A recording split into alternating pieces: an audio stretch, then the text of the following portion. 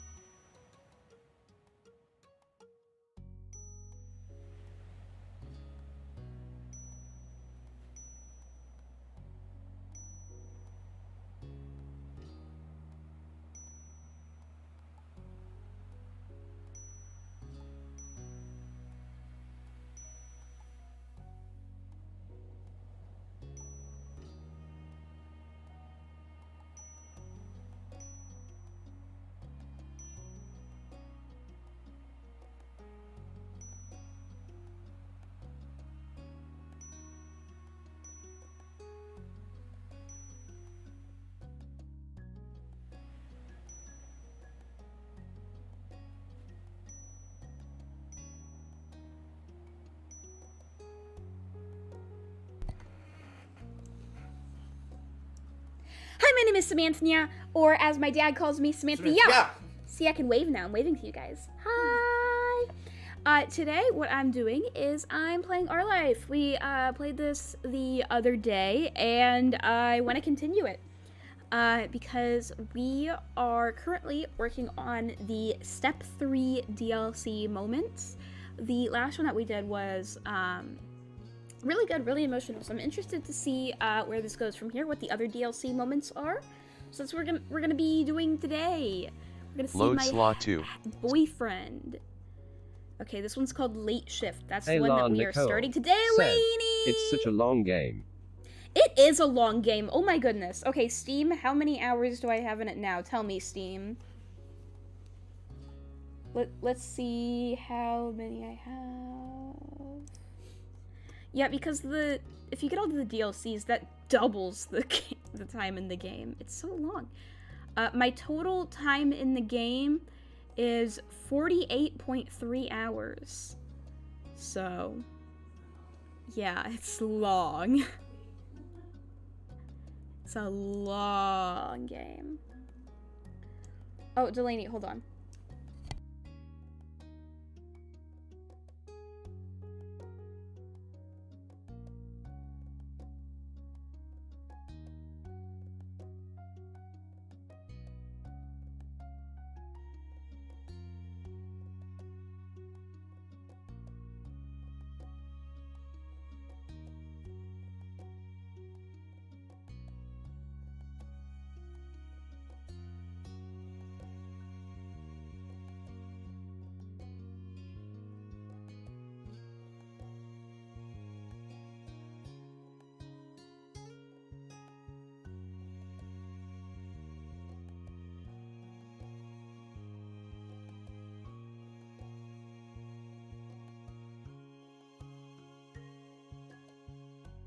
Okay, I'm back. Anyway, we're starting late shift.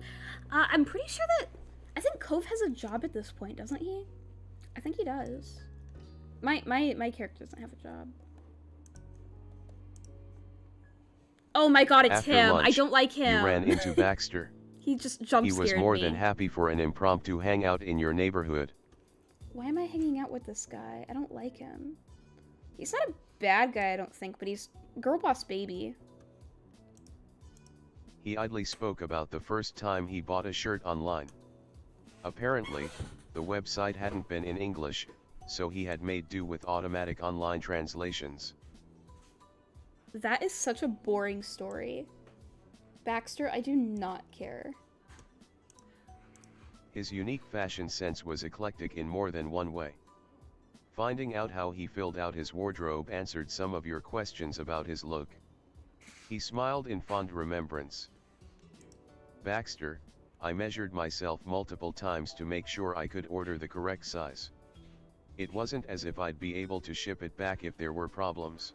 Why am I willingly hanging out with this guy? Baxter, but, to make a long story short, it arrived in one piece multiple months later. At that point I wasn't going to complain. It was a physical object in my hands. He gestured with his arm for emphasis. As he did, Baxter glanced at his wrist, at a watch that wasn't there. Wait, so what was the problem with this shirt? Just that it arrived months later? Baxter, anyway, I hope I'm not taking too much of your time with this. You are. That was very boring. You think that waiting a few months for a shirt is a long time? Try being a HoloLive fan and ordering HoloLive merch. Those things take like literally a year to arrive. Yeah, when was I got what HoloLive merch do I still not have? Okay, I bought Gura's mouse pad that she came out with for her birthday in like June of last year, so that's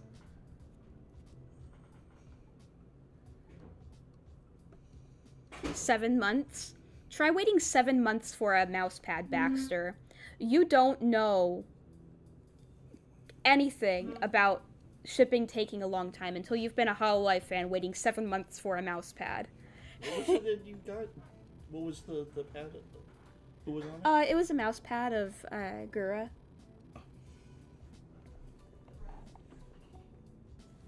The shark.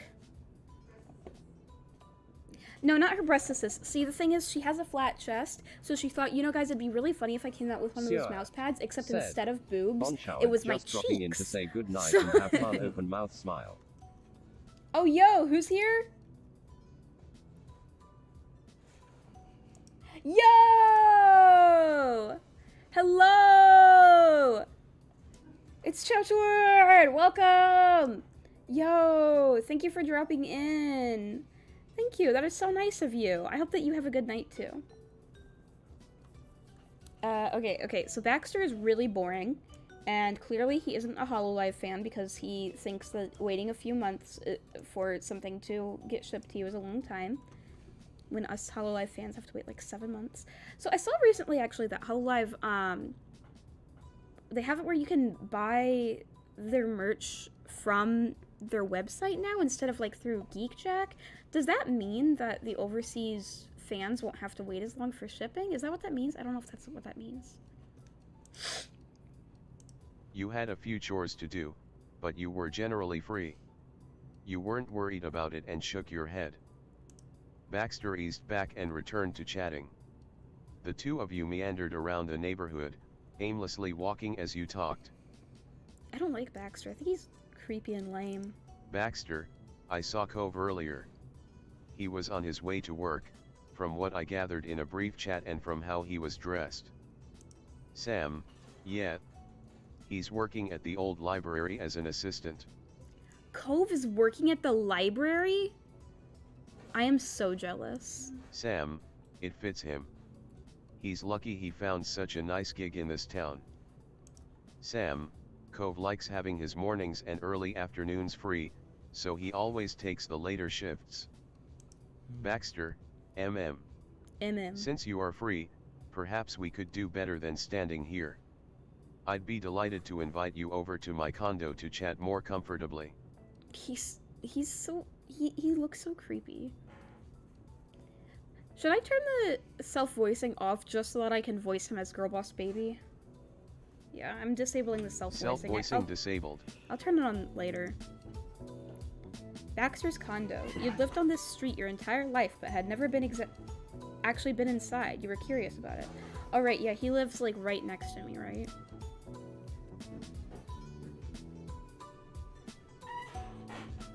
Yeah.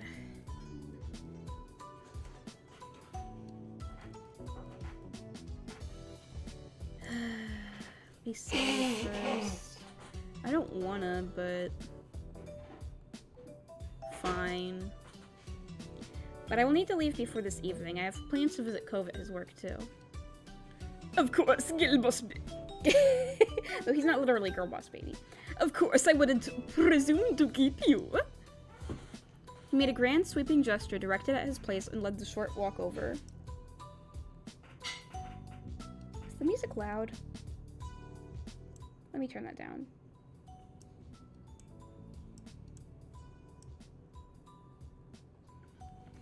You followed beside him, stopping when you reached his front door. He opened it for you and welcomed you inside. It was a familiar threshold from your childhood. You couldn't help having a slight shiver up your spine as you thought of this condo's previous residents. There's a dolphin. What are these? What are these things on the...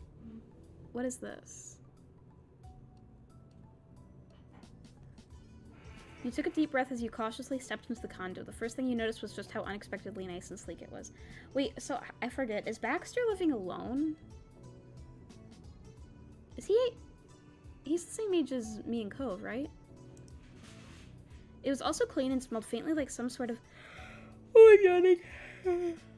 Unidentifiable air freshener. You had to wonder how much of this was due to whoever rented it out, the former residents or the current one. Regardless of the pleasant presentation, you were on edge. You couldn't help but stay on guard, as if mean, not grandparents might jump out to yell at you at any moment. Baxter noticed something of your discomfort and raised an eyebrow. Is everything alright? I've never seen the inside of this condo. Oh. He seemed genuinely surprised. The former neighbors never had you over for tea. Sounds out of character for this street. You laughed at the thought of the prior visitors willingly being in the same space as you. Definitely not. This was mean old people's house. They weren't exactly nice to kids.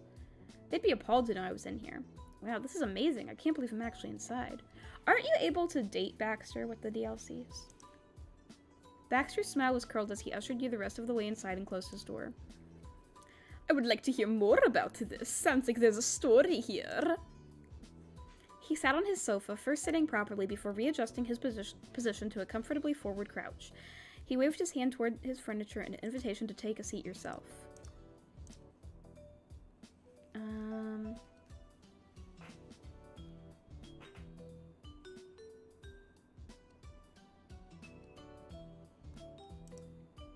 You took the other half of his couch and slowly lowered yourself down. It was not as comfortable as your own couch at home, but it wasn't bad. You turned yourself slightly so that it would be easier to talk to Baxter, his head tilted to face you as well. So you want to hear about the mean not grandparents? Absolutely. My ears are open. You began to give him the rundown of your past neighbors, explaining how they didn't like children and had a reputation among you and the other kids for being nasty. So one time when we were little, I think like 8, it was the summer Cove moved in. Cove was crying. Lizzie wanted me to go ding-dong ditch the mean not grandparents. I remember running up to the door and going for it. Everyone was watching me and it was so funny. Oh yeah, so in this playthrough I actually did it, but in the other one I didn't. Reasonable. The two of you continued to chat until the sun started hanging lower in the sky. It could be seen falling through his large windows. You stood up when it was time to go and Baxter led you to the door. I think I'm actually going on an outing to town myself. It's a good night for exploring. You nodded as you stepped outside.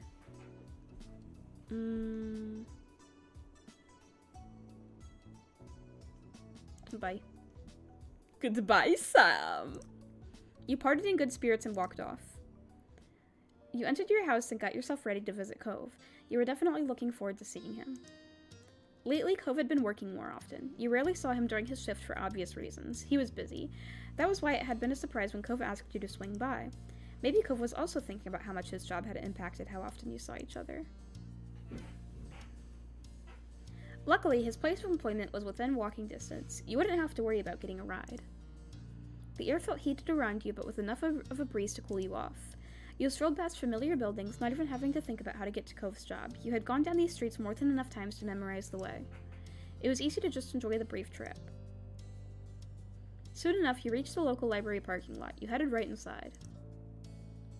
Immediately after opening the door, you smelled the warm, solid smell of books. A bit stuffy, but it was a nostalgic feeling. Your eyes scanned the front room for a certain tall, green-haired assistant. You spotted him easily at a desk. He didn't seem too busy. No one else was around. You stepped closer. He instinctively looked up from a stack of papers at the sounds of someone approaching. Cove met your eyes with a welcome smile when he realized who it was. Thanks. Hi, Sam. Thanks for coming. Of course. How's it going? Making good money? Cove laughed quietly, his eyes alight with past bemusement. You should have seen it. When I got here earlier, there was a huge fight going on with the schedule. I just tried to stay out of it. I'm lucky no one else wants to close. It's not something I've got to defend. Some shifts are way too competitive. Can you pause it for just a minute?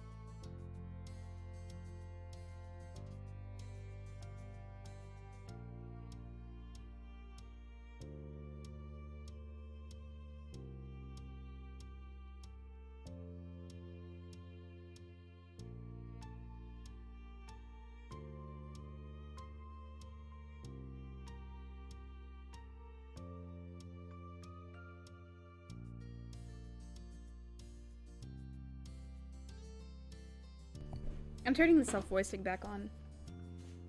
Self-voicing enabled. He shook his head at the memory. You wondered how the shifts had been sorted out in the end. He didn't bother to elaborate further on his workplace drama. Cove, anyways, yeah, it's fine. That was the most exciting today, God.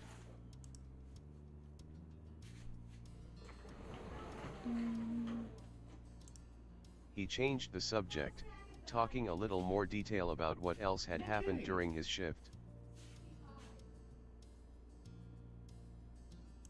He told you about a new collection of books that had just come in. He was able to read the back cover copy as he put them away. There were some new interesting reads. Outside of the strange shift argument earlier, Cove was having a decent day. Cove, oh. Cove's eyes grew wide and then drifted off. His mind was clearly elsewhere. Cove, speaking of work, I gotta get back to it. That's what I'm doing right now. He laughed at how easily your presence made him forget the situation at hand. Cove, take a seat or wander around a little. Try not to disappear though. I won't be too long. I just have a couple things to take care of.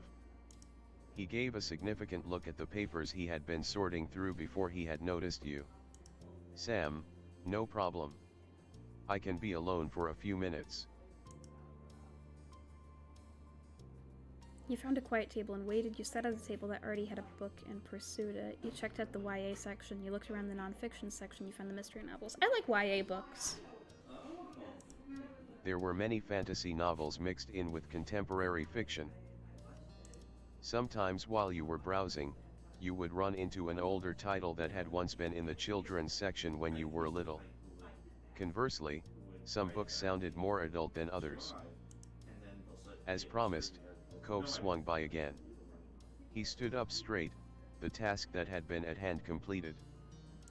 Since you had a moment together, you struck up a new conversation. What? Why would I ask So, that? I'll do this one. You teasingly flirted with him. Sam, hey Cove.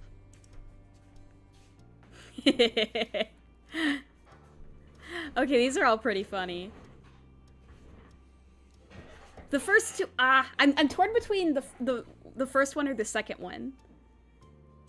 These are good. These are funny. Oh, I might not need any books, but I do want to check you out. That's a good one. I do not love a man in. I do love a man in uniform. I hope they pay you extra for the business you must be running. Wow, you can't read, can you? Must bring in. Oh, that's nice. I like that last one. I like the first two. The first two are pretty funny. We'll see. That last one is just cute and you know, kidding and stuff, but without being overly sexual or too kinky. You know, I hope they pay you extra for the business you bring in. Could mean all sorts of things like your personality and your charm and stuff, without going with I bring the girls to the yard. Knowing Cove, literally any of these are gonna make him blush. It's so easy to make him blush.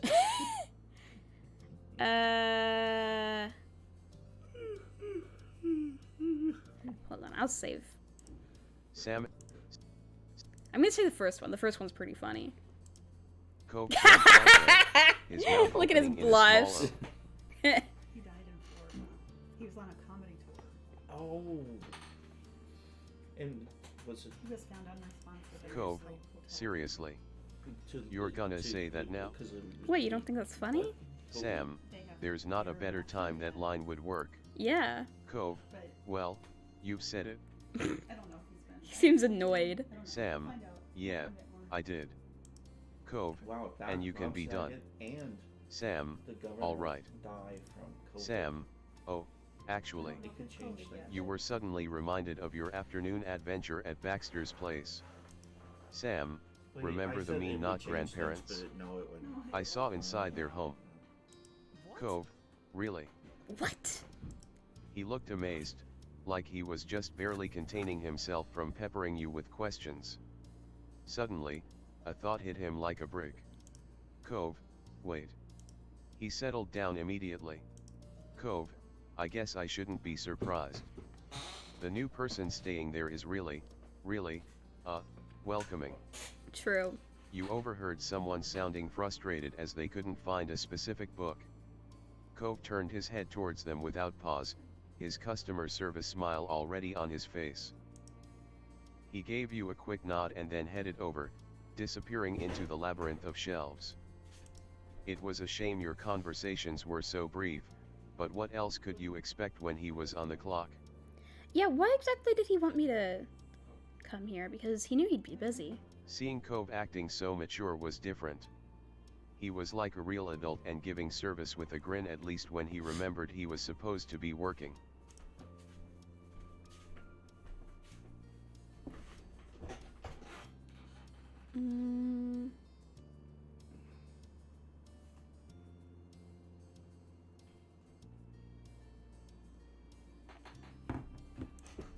You were both growing up, and nothing could stop it. Summers were no longer hanging out at the beach with no responsibilities outside doing what your parents said. Cove had an actual job and paid things like Social Security and federal income tax. Jeez. You would be there soon as well. You two were entering a world where you would both have a lot to learn. Orange Crew M8 said, "Sup, just check phase Twitch yesterday." Oh, nice. Thank you for watching that. Hello, Orange Crewmate. Welcome. Whoop. I am currently at the library with Cove. Cove works at the library. I wish I worked at the library. That sounds fun. It was depressing. You decided to walk around the shelves a little and explore. Every so often, you'd see Cove. He'd be reshelving books or helping people find what they needed. He was good at it, always calm and quiet enough for the library. He took small moments to talk with you every so often or smile in your direction. Eventually, it seemed like it was time for some kind of book club. The library lobby flooded with people, all clutching their copies of what you guessed was a satirical fantasy book. Cove got busier himself, pulling out chairs and arranging the area. You made the call that it was time to head out, since he'd have to be occupied for a while with all of that. He glanced over at you after he'd nudged a fake plant over to make room for another chair. You waved at him from near the front entrance. He frowned, but then switched right back to a smile. He gave a quick wave before turning back to the book club event.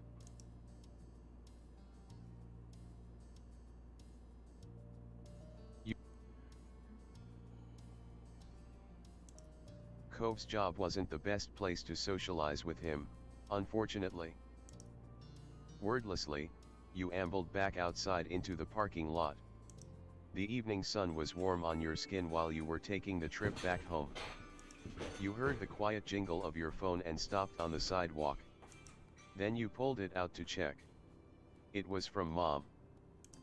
"Would you mind stopping by the grocery store on your way home to pick up some asparagus and peppers for dinner tomorrow? Can't make it myself. Deadlines are tight right now. Thank you and have a great day."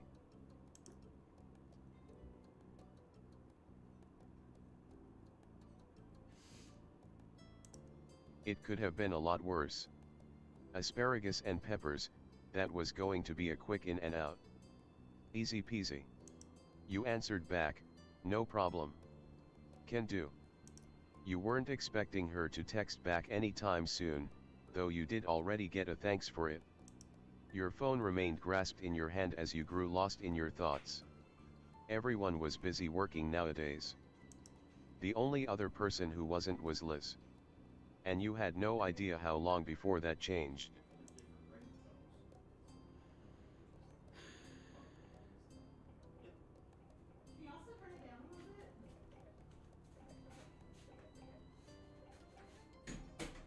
No, but I'll go into our room.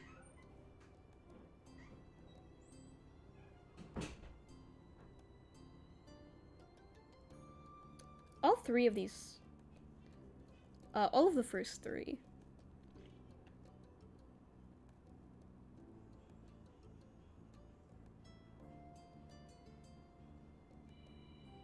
I'm gonna say the third one. You were terrified that one day it'd be up to you to support yourself. The inevitability sat on your chest like a crushing weight. You weren't sure how to even overcome it. The rest of your life was waiting ahead of you, you knew that. You imagined you'd likely end up trying out several jobs, but before any of that could happen you needed to take that first step. You sighed. It always felt too big though. You wondered if it was like that for everyone. You were still inside of your head when another message came through. Orange Crew M8 Looking at said, your phone, "Let's you saw hope that it some was Cove bots this don't time. bother or ruin the stream." There probably will be bots. "Can we hang out again? Aw. After I close at work this time. I could come to your house or something." Why would I say why or no? Why would I do through any of M8 these three? Said, I see my Stephen Hawking voice is back. Yeah, I have the text-to-speech on right now. Why would I say any of these three? Why would I say these? I'm curious, like, what a playthrough where you're just mean to Cove the whole time would be like. Why would I say these?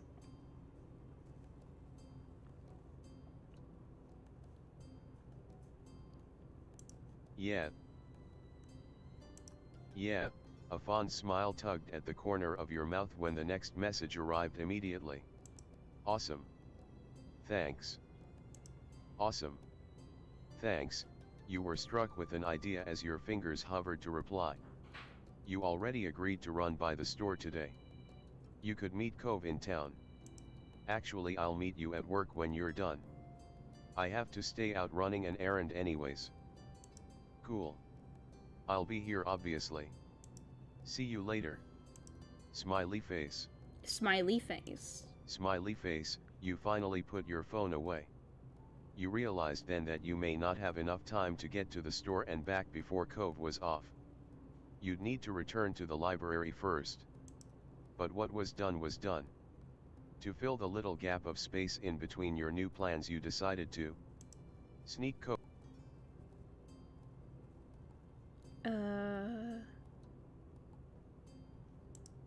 Your feet took you down to where several of the tourist shops were located.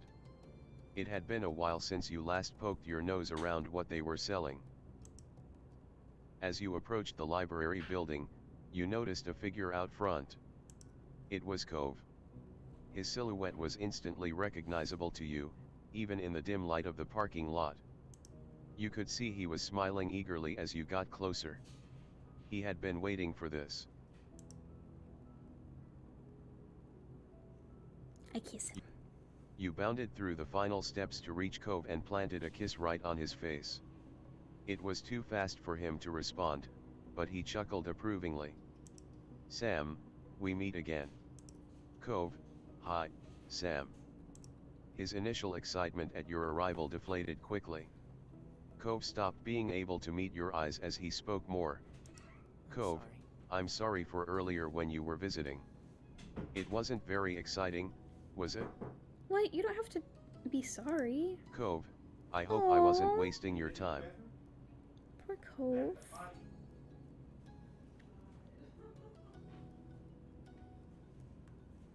Oh my god. Main character can be so mean, can't she? Look at these last two. These are awful. Why would you say one of these last two? What? It. So mean.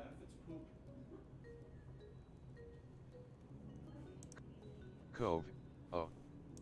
His smile re-emerged, though only slightly, then he continued his thought. Cove, it's just, with all the shifts I've been doing lately, I wanted to have you around some more. That's really all.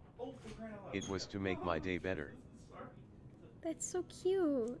Cove, but it's not like working has to be a good time, and there's better things you could have been doing than watching me do stuff at a distance.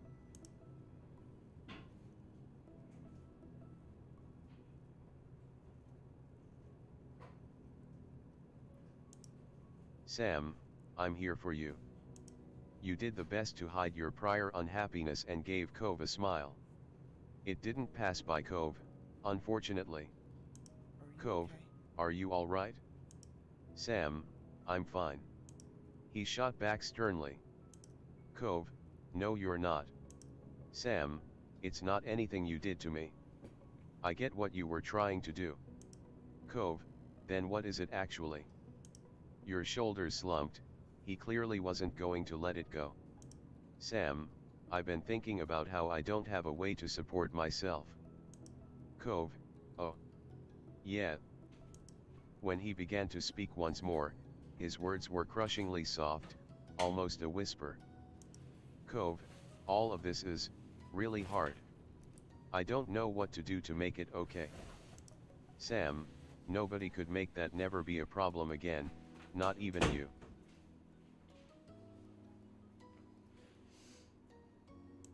He managed a meek smile.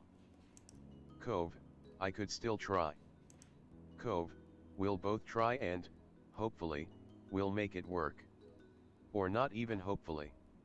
We just will, we only don't know how yet. His attempt at encouragement was nice, even if you weren't sure how confident you were still. Sam, thanks, Cove. Cove, you're welcome. Cove reached out for you and you leaned into it. He gently held you against him as you relaxed against his body. It was comforting. Cove, what was that errand you talked about before? Are you still doing that? Sam, yeah. Sam, you should come with me. It was late, and you knew that Cove wanted to go home, but admittedly, you wanted company. He eased that concern by smiling softly. Cove, sure. Yeah, I can go shopping with you. Cove, you walked. Right? Sam, MHM. Cove, want me to drive you?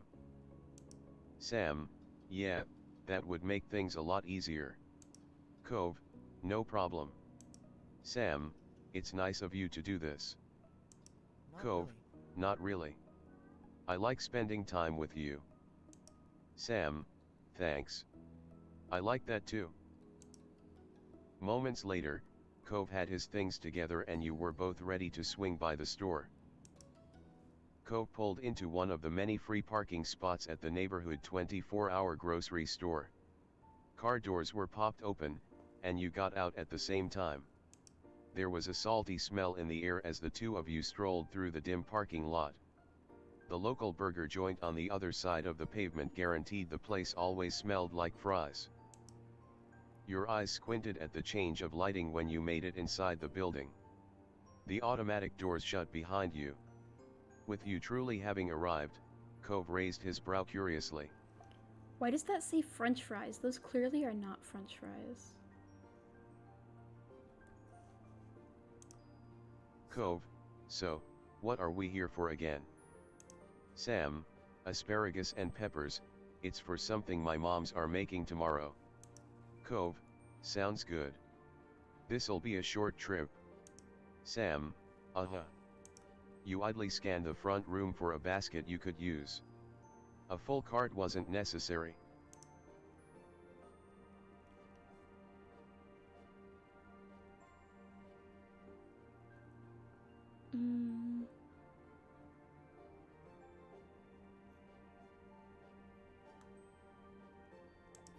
It was a recent change that you wanted to fully embrace. You spotted the baskets and caught a glimpse of Cove's full appearance while looking down to pick one up. Sam, it is kind of weird to see you dressed in a uniform in a different store. Cove snickered while sidling up beside you. Right. Cove, right? It's like I'm wearing a costume after Halloween is over. But I just hope no one thinks I work here. The uniform is totally different, but you never know. Basket in hand, you ambled towards the vegetable section. It was set near the back, but visible right from the entrance. Cove matched your pace, keeping at your side. The asparagus was simple enough to select. Orange you simply Crew picked M8 up a bundle that said, looked fresh. Oh no, all that our was left was the table peppers. is broken. There was a Rick. wrinkle in that plan. Uh-oh, your table's broken. What?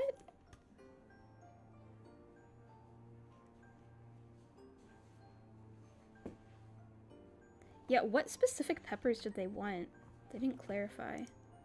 Cove, what color did they want? That's what I'm wondering.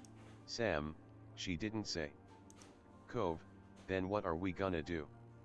The color definitely matters. Yeah.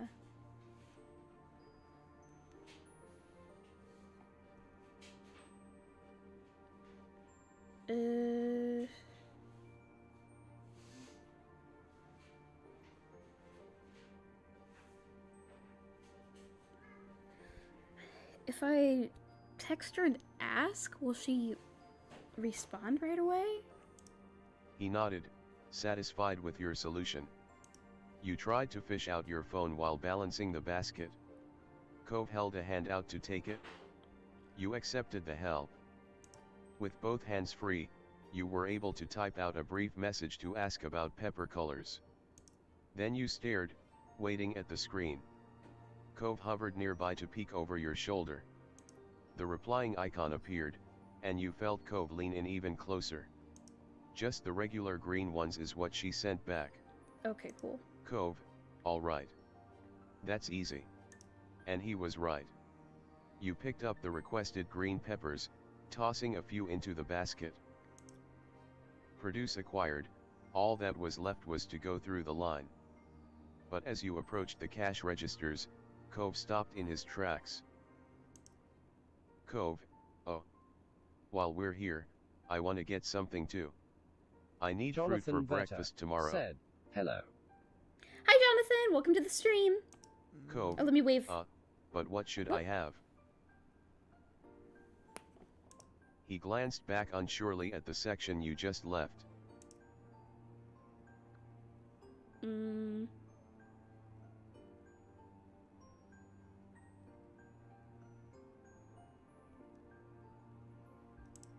That coaxed a small smile from Cove. His tension eased. Cove, thanks, Sam. And sorry. Sam, it's fine. We can take a little more time to do this. Cove gratefully led you back to the fruit stands. He let his eyes wander across all the options, seriously considering his decision. Cove, Not bothering to rush, you walked up and down the produce aisle for the second time that trip. Finally, something caught his attention, transparent cases containing fresh blueberries. Cove grinned. Cove, that's it? It'll be perfect for tomorrow. Sam, great. Despite the suddenness of how it happened, you were genuinely glad Cove was able to get something nice for himself during the visit to the store. It made the trip even more worthwhile. Cove carried his food himself and the two of you went back to get a spot in line. After that, you completed separate orders for what you were getting. The produce was packed away into paper bags. There was one for you and one for Cove. You both had what you needed in hand, the errand was finished. You walked across the length of the store to reach the doors closest to where you had parked. You and Cove stepped back into the night. Cove lightly swung his bag back and forth in his grip as you peered squinting into the dark parking lot. He smiled slightly, a gentle expression on his lips. Cove, thanks for inviting me to the grocery store.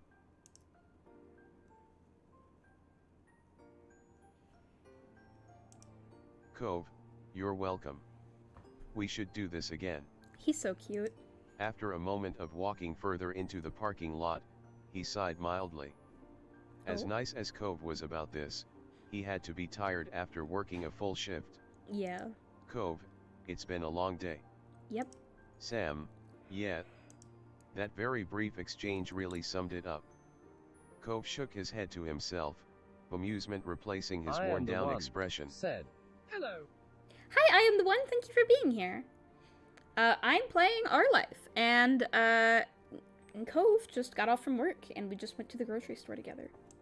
Cove, when did a busy day go from having way too many ways we wanted to play, or having some extra homework, to having to spend all day at a job and then running errands after?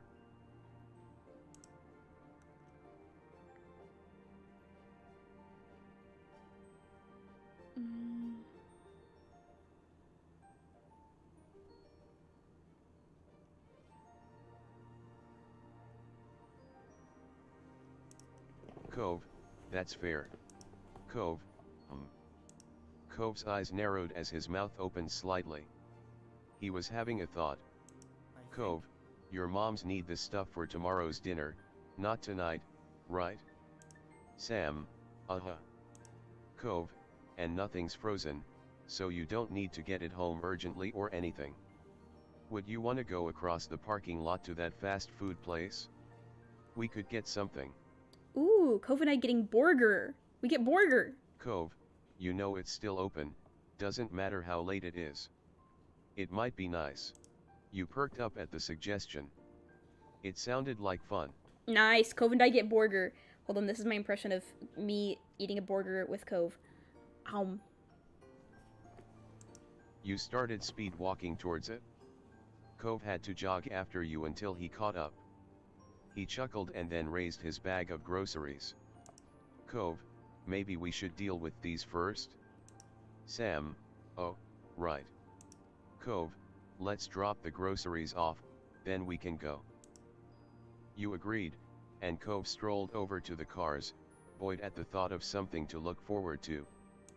He placed his bag in the back of his car and then let you store yours inside as well. With the groceries taken care of, it was a short walk to the burger joint. There were 3 cars lined up in the drive-thru, which wasn't too bad.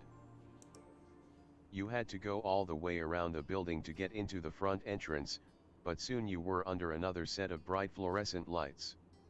Luckily, there was no line inside the building, so you stepped right up to the counter. You glanced over the menu. You remembered eating here before with Cove, back when Kyra had taken you both years ago. The menu looked pretty much the same from what you could remember. It was missing the mozzarella sticks, but most of the other items were familiar. Cashier, hello. What would you like to order? Getting my fast food order. Here we go. Cove, yes, hello. I would like one of everything on your dessert menu. Is he serious? Hey.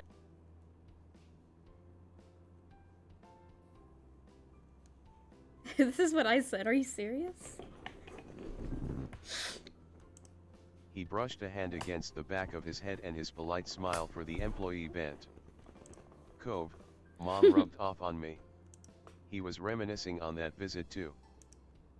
After the cashier made sure Cove was being serious, it was your time to order. You got an apple.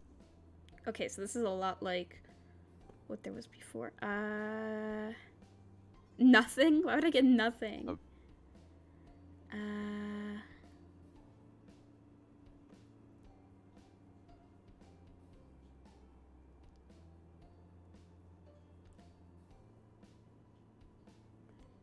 They don't have any chicken nuggets? That's a disappointment that they don't have any chicken nuggets.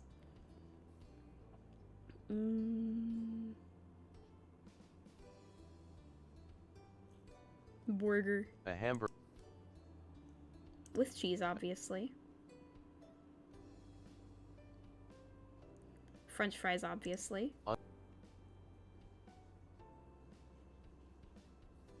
Oh, there's the chicken nuggets. I don't know how I didn't see the chicken nuggets before. Okay, well, I'll get the burger and the chicken nuggets.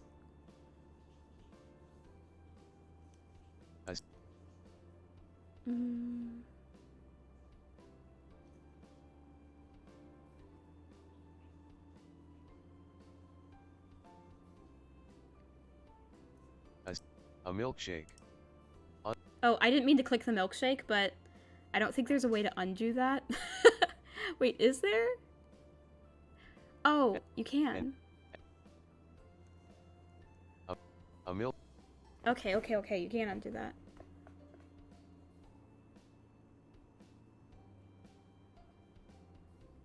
Okay, well, let's go with hamburger with cheese. The chicken nuggets don't come up until you say that, it looks like. Okay, chicken nuggets. French fries. Orange Crew M8 said, "If I was you, I would probably go with chicken sandwich JH." Yeah, that's not a bad choice, but I want burger. And then soda.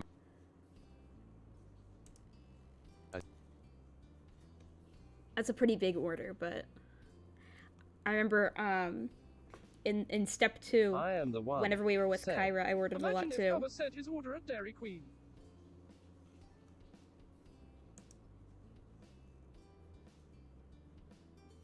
His order at Dairy Queen. I am the one said, "The amount of ice cream."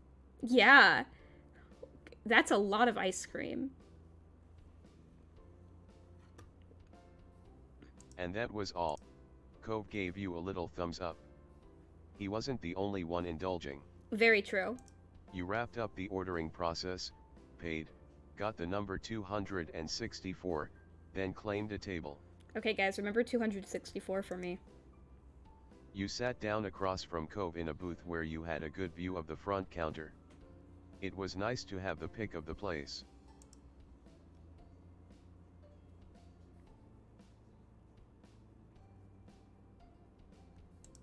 Cove, don't worry about it. I wanted to do it, too. Then you took out your phone to text your moms about your delay home. You didn't want them to worry. Cove watched you before pulling out his phone as well, maybe for the same reason you did. When the updates were sent, it was back to being just you and your neighbor once more. He offered you a small smile. Cove, I've missed you, you know. Aww. Even if you weren't ever really gone. It's been less time than I am accustomed to. Cove tapped his fists on the table definitively. He paired that action with a childish pout. If someone saw him like that, they might have assumed he was throwing a fit over not getting the toy that comes with a kid's meal.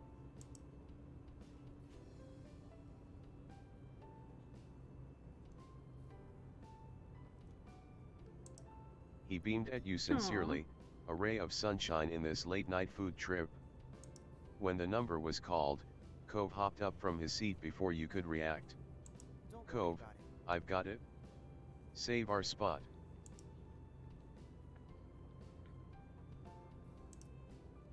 You stayed in the booth and got situated for the arrival of all the stuff.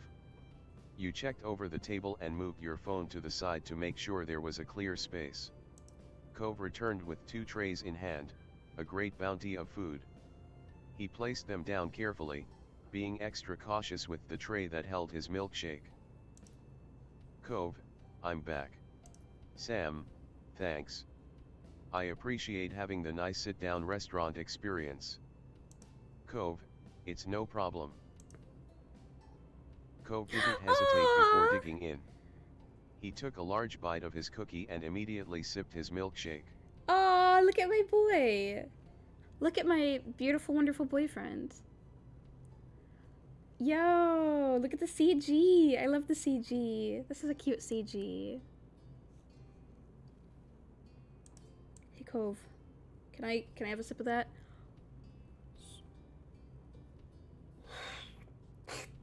Slurp.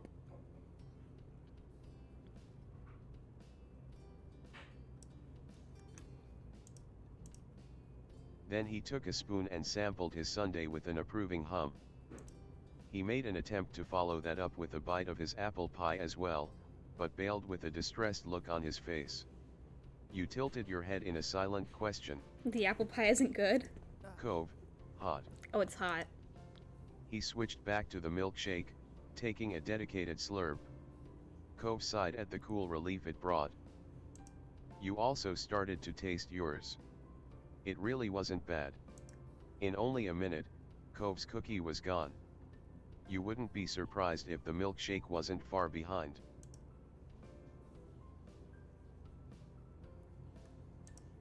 He looked so blissful that you just let yourself be happy for him.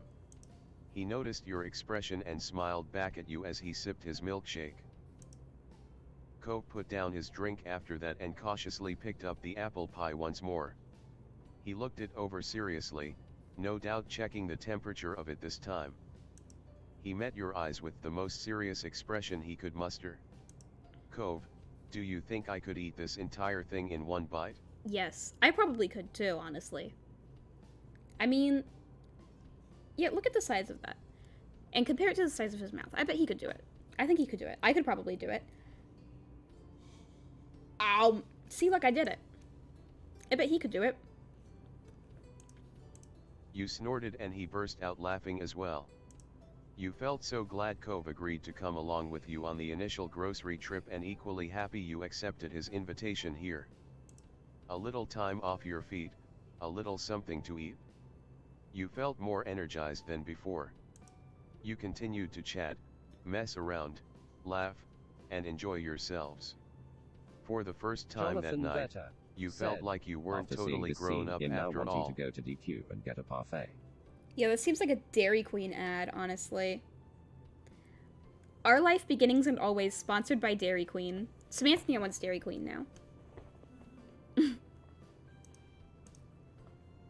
was cute. That was very cute. I got to get Dairy Queen with Cove. That's my dream.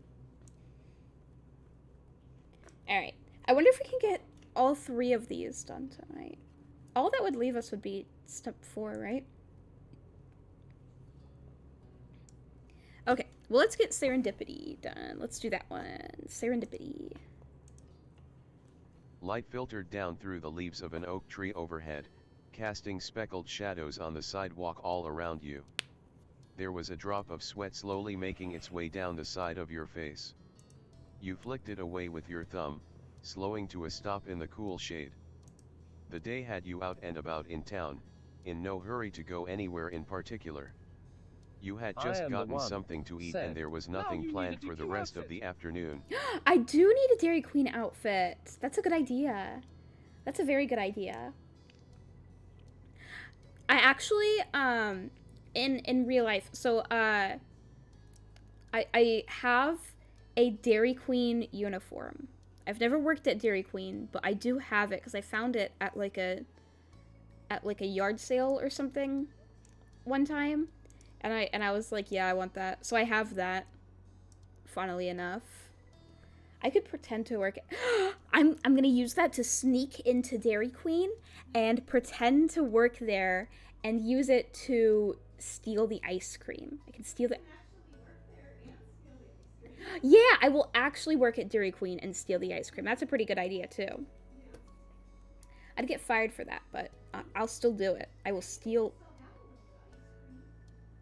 Yeah. What I'd probably do is I'd probably, like, go, like, under the, like, ice cream machine and, like, you know, dispense it directly into my mouth. That's what I would do. Exactly. Again. Yeah. I am the one, said. It's the perfect crime. Exactly. I am the one. It's such a good idea. Said. Didn't.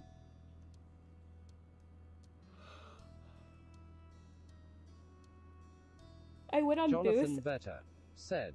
Sam, you ever eat at a Culver's?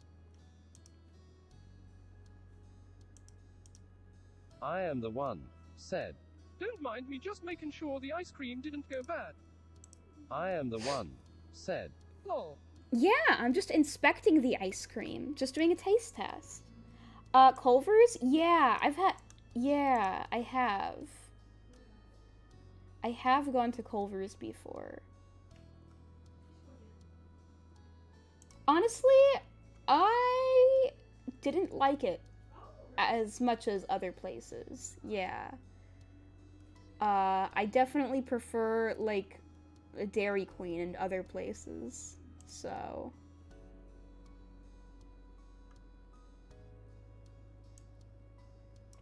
yeah, I didn't really think it was that great. It honestly kind of made me feel a little sick. So yeah, I'm not a huge fan of it.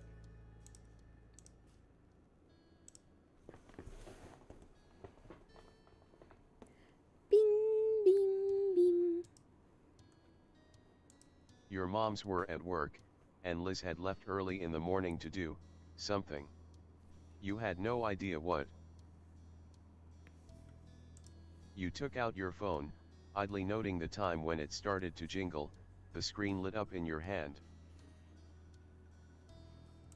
Speak of the devil, Liz messaged you.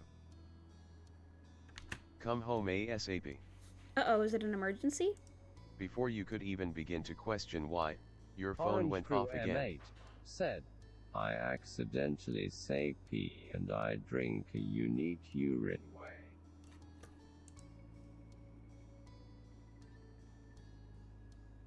way.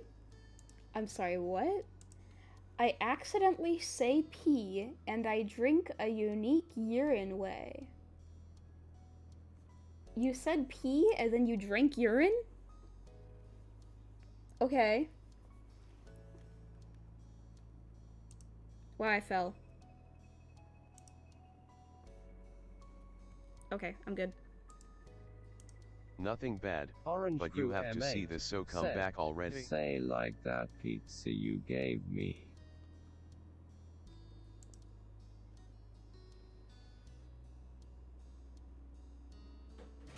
Oh yeah, the urine pizza. So it's nothing bad, but it's like really important and I gotta see it right away. Nothing bad, but you have to see this, so come back already. And with that final message, you were left only slightly less confused than you were before. You hadn't seen much of your sister lately. She had been acting strange for days, always shutting herself up in her room. Which wouldn't be so weird if at the dinner table, she didn't suddenly start smirking to herself over nothing. Huh? The rare times you did see her, she would sneak you expectant looks like she was waiting to be asked what was up, but all your questions led nowhere. She'd answer you with a put upon sigh, proclaim that she was busy, and tell you that she would have to talk about it later. What? No hints, no guessing. Whatever it was, she was determined to keep it a secret. Maybe now you'd finally find out what it was. As you did an about face on the sidewalk and started heading home, you received more texts. To your surprise, the name that popped up on the screen this time was Cove's. Does Cove know about it? Did you hear from Liz? Yes.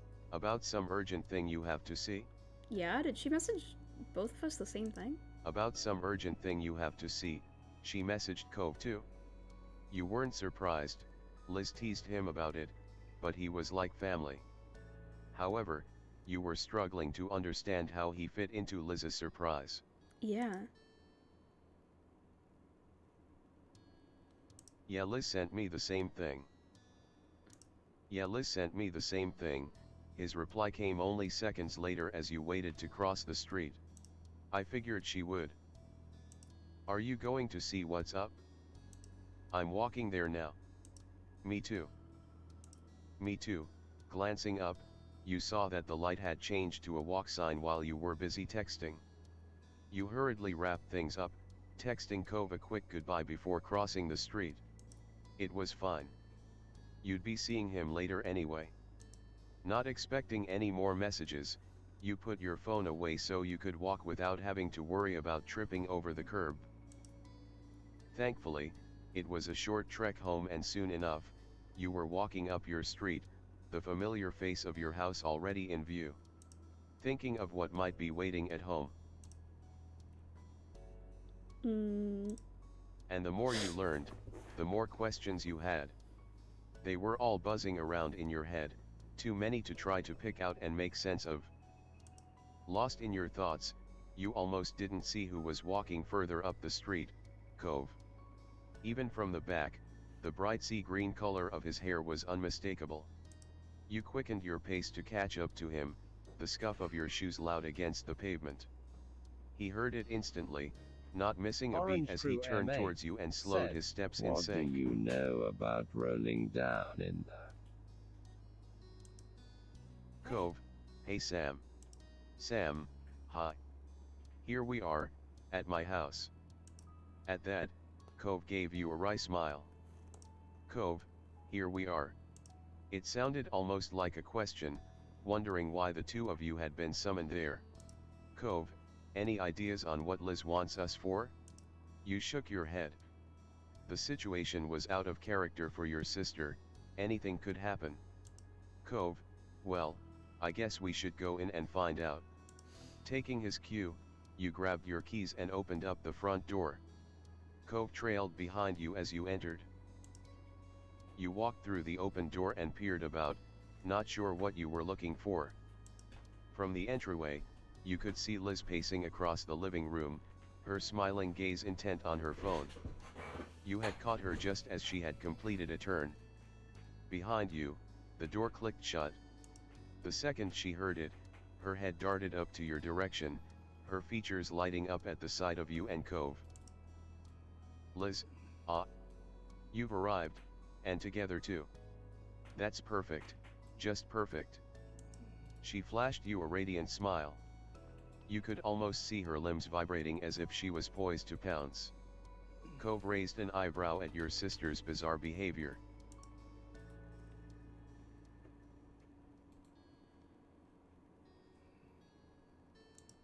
Liz, oh, you'll see.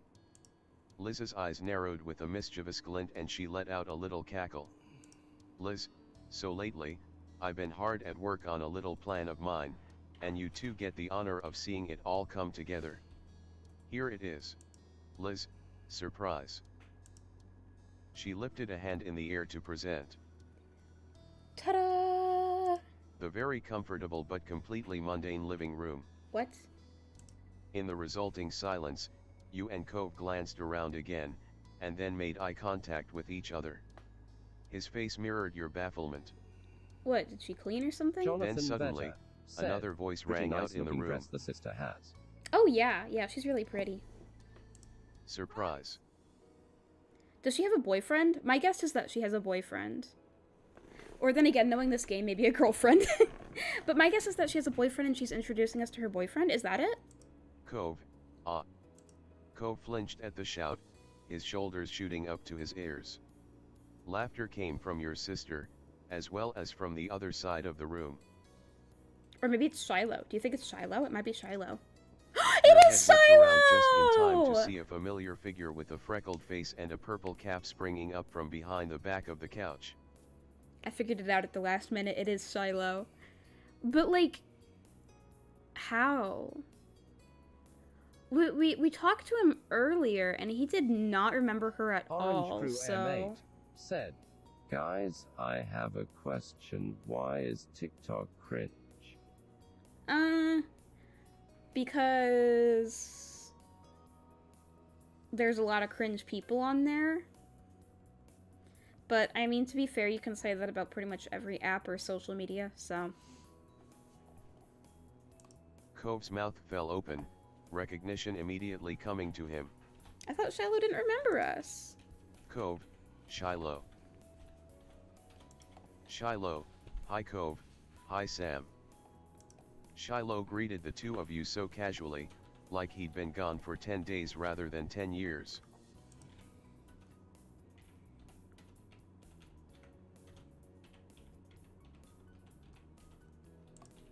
Like Cove, you found yourself shouting your long-lost companion's name out of sheer disbelief. It couldn't be him, but it was really him. Here. In your living room. With a wide grin on her face, Liz snickered and clapped her hands together, as pleased as a child after a fruitful night of trick-or-treating. You and Cove's reactions were adequate offerings in her bucketful of treats. As amazed as you were still wondering one thing. Sam, hey, didn't you not know who we were when summer started? What happened between then and now? That's exactly what I'm wondering. Shiloh's gaze self-consciously dropped to the side. He tugged the brim of his hat down, bracing himself to answer, but Liz waved a hand at him as if to say don't worry about it. Liz, I'll explain. Liz, when we got home that day, I changed my mind about letting it go. Why did I have to? Social media exists, right? Liz, so I thought, why not try finding him and sending him a little reminder message? Luckily, there are only so many 17-year-old Shiloh Fields in the world. It wasn't that hard to do. Hearing Liz speak seemed to encourage Shiloh, who pulled himself together to face both you and your sister with a careful smile. Shiloh, I'm really sorry about what happened. Shiloh, when you talked to me that first time, I was in the middle of a tour for a school field trip. I couldn't get separated from the group and didn't expect anyone to wanna be talking to me. Shiloh, I was so worried about getting back to everyone else, I didn't think too hard on what you were saying. Shiloh, but when Lizzie's message showed up, everything suddenly hit me. Lizzie, Sam, Cove, you were the kids of Sunset Bird. Back when I was a little kid. Shiloh, there's no way I could forget that, not for real. I do know all of you, and I'm so happy I get to see you again. Pog. Shiloh, I have Lizzie to thank for that. My mom was already planning to take a short trip near here this summer. Shiloh, if my mom could bring me along, Lizzie offered to pick me up and bring me the rest of the way here just so I could visit the neighborhood again. Liz, and that's why I decided to make it a big reveal instead of outright telling you two. I got back in contact with Shiloh. Once again, she lifted a hand in the air, properly presenting that long-lost childhood friend you all shared.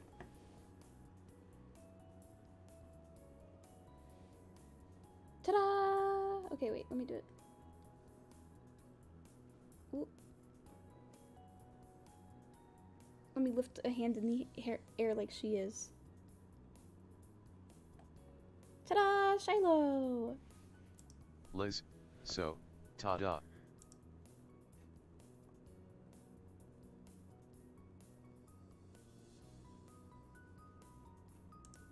You smiled softly at Liz, remembering how Shiloh used to follow your sister around like a baby chick after his mom when they were kids. Sam, it's nice seeing the two of you together like this. Just like old times. Cove blinked slowly, still a little dazed by everything that was going on. Cove, okay. I'm going to get some water. Don't disappear or anything. Jonathan he padded off Vetter to the kitchen, said, no need "Sounds for like a Rose wants chaperone." attention against her He knew where LBRB. the cups were. Aw, Rose. Shiloh, wow, you really surprised him, Lizzie. And Sam, too. Did you see her face when I appeared? Liz, yes I did. Liz patted the cushioned front of the couch. Liz, make yourself comfortable. You don't have to keep hunkering down behind there anymore. With a laugh, Shiloh crossed around backside and took the seat, but maybe it was awkward being the only one sitting because he kept idly twiddling his fingers. You could hear him humming to himself, a nonsense tune with no real melody, something to keep his voice busy. Being here again could be more nerve-wracking for him than he let on. Cove, Cove's soft voice announced his return. He paused to drag the back of his hand across his mouth, wiping away what droplets of water lingered there. Cove, hi Shiloh. Welcome back. At Cove's confused greeting, Shiloh laughed cheerily. Shiloh, thanks. Shiloh, I think it's amazing you're all still here in this same neighborhood. It's just like how it was way back then. With a giggle that implied differently, Liz nodded in your general direction. Liz, there have been some changes since then. You narrowed your eyes at Liz. There was no way you could miss the teasing look she was fixing you and Cove with. Shiloh's eyes shifted across the group, still smiling politely, but there was a slight tilt to his eyebrows. He didn't know what to make of what she was saying, that is, until Cove cleared his throat and spoke. Cove, Sam and I are dating. Ooh. It was fascinating how red he got as he said it, but his voice was steady, confident. By now, most people knew you were going out. Shiloh's eyes went as wide as saucers, mouth opening into a tiny O shape. Shiloh, really? Congratulations. Shiloh, it's really sweet that the two of you got closer.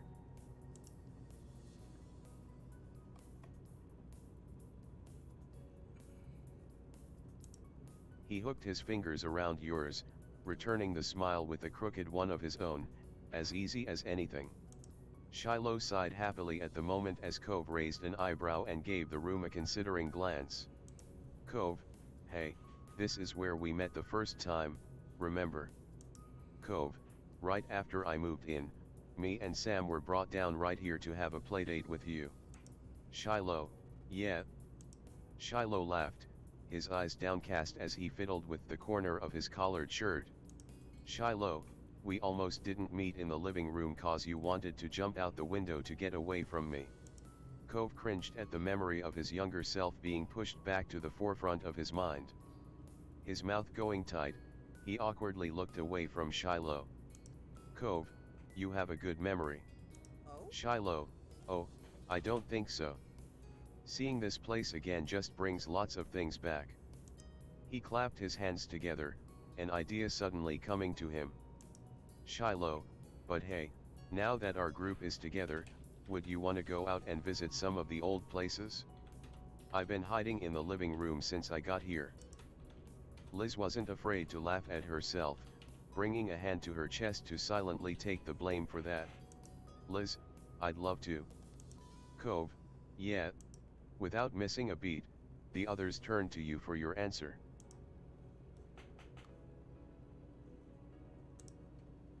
And with that, the four of you headed out into the neighborhood as one. Even with how short the time you spent indoors was, the sun was momentarily blinding once you left the house. Squinting, you brought your hand up to shield your eyes. The pleasant summer day had yet to go away, only a few wispy clouds drifted along in the sky. As you strolled down the way, Liz took the lead, followed by you and Cove walking side by side. Shiloh freely took to walking in the middle of the road, his arms idly swinging back and forth at his sides as he turned his head every which way to take in as much as he could. It was very much a trip down memory lane for him. You wondered how much the neighborhood had changed in his eyes. Not a word passed between the group about where you were heading first, but soon enough, you found yourselves walking the usual path to the shopping street.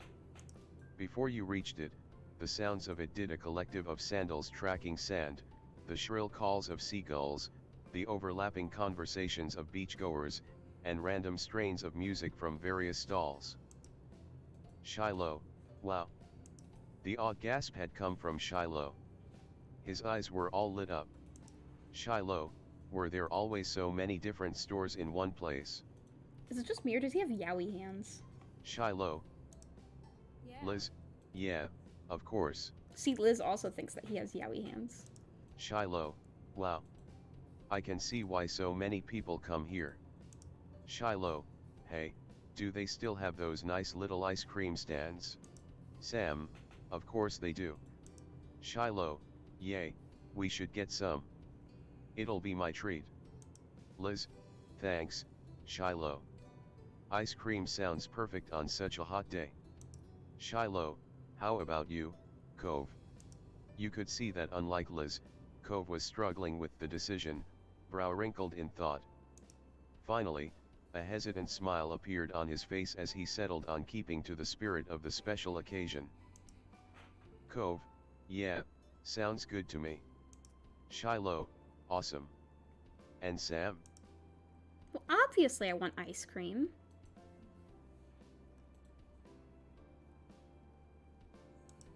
Shiloh gave you a wide grin, as if you were the one buying him ice cream.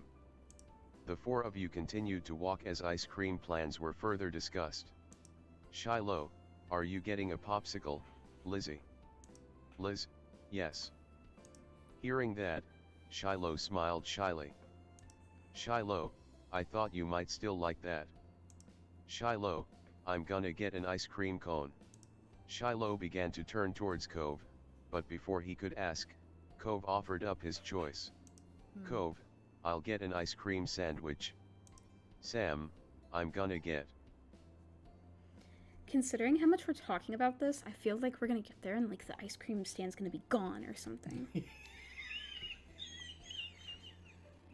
I mean, it's just, you know, you're so into this game, you know, one would think, you know, it hinges on, will the ice cream be there? That's it. Dad, I told you this is like K-On! I That's know, what the it's plot... like K-On! It's yeah. not like, you know, people, it's, you know, where a lot of video games, it's like, we must save the galaxy! You know, it's just like, I hope the ice cream truck is still there. Yeah. Oh, you made me fart. You made me fart again. Oh, gee.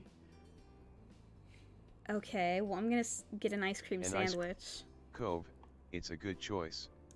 Cove gave you a quick smile at your matching preference. There was an ice cream stall further up the street, across from a souvenir shop displaying postcards of the seaside and saltwater taffy in its windows.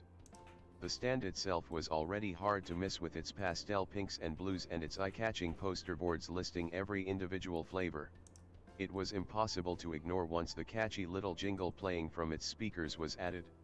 Shiloh greeted the owner and began picking out the treats that everyone had chosen.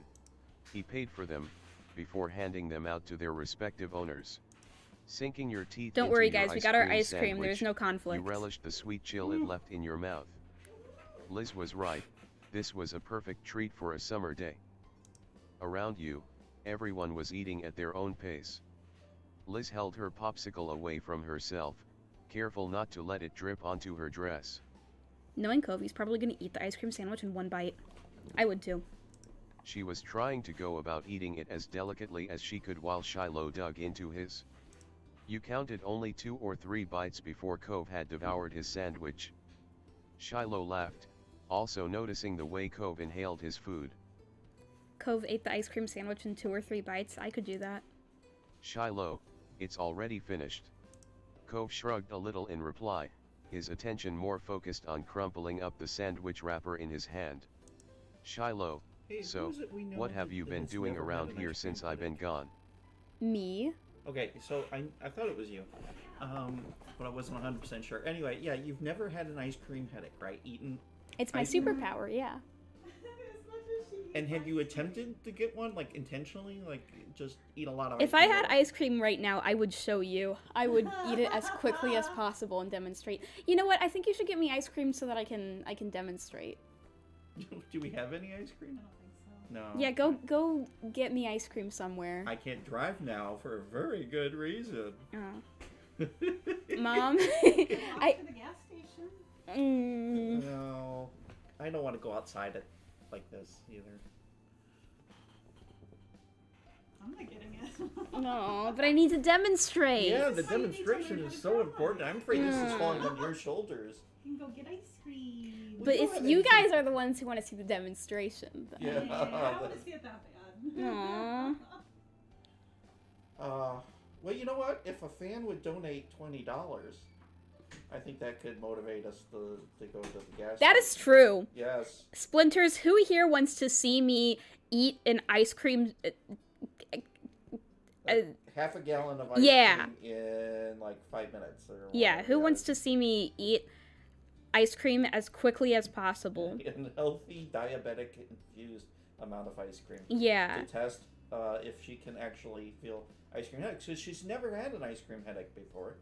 And it's... Who here wants to give me a headache? Just, wait. Okay, nope. Okay, Jonathan hold on. I'm Vetter learning how to move my said, arm. Talking about ice cream makes me wonder if my store sells any cherry-flavored ice cream. Cherry-flavored ice cream. Okay, okay. I keep falling over. All right, let me see if I can get back up. Okay. All right, see... Oh, nope. Yeah, so I think we're going to need $20. If you want to motivate me to get off my... and walk outside where there are police and stuff, then yes, I need to have... No, I can't move my hand that high without getting in the way of my webcam. Okay. Up here. Oh, you're doing something fancy. What are you doing? Look, I'm pointing at the Ko-Fi yes, link. you are, because you can see because she's got a 2-screen operation here, folks. She is I'm a gamer. a gamer. And See this Ko-Fi link up here? See that, boys? Ko-Fi.com/Samanthnia. Give me ice cream money there, and I'll get ice cream and I'll eat it as quickly as possible. Yep, she will too. She's the person of her honor. Or no, she's a person of her word. That's it. Yeah, I am. I wonder if Faye would want to go get ice cream. I think Faye's. I'm making this thing about Faye has to be in bed every school day by 10:30. But it's not 10:30 yet. No, it's. Yeah, you're right. She'll probably run and get it if she's done with her homework, because she's got to get her homework done first. I'm gonna be a little more strict with this, because she has problems with that. She needs to get her homework done. Then she can goof around, but then by 10:30 she has to get into the bed on a school night. Otherwise, she can, do whatever she wants. Okay, well, I'll go see if Faye is done with her homework. And if she wants to get ice cream with me. I bet she's asleep. Alright, well, I'll go see.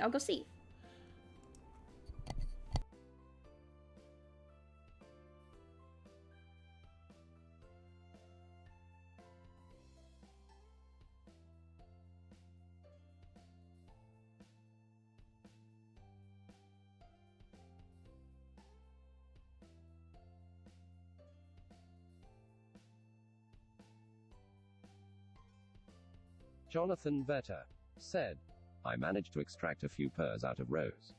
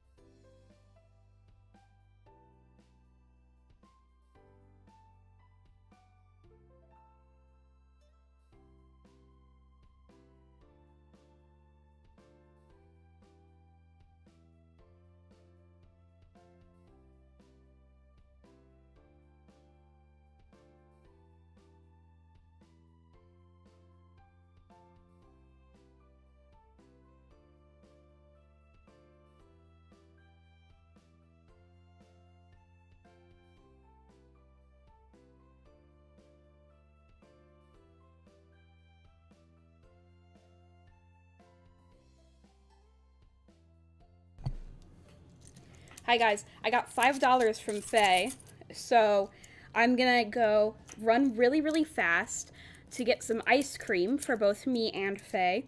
I was gone for a long time because I was annoying her and rolling all over her floor and singing about pee, and she was like, "Get out, you moron!"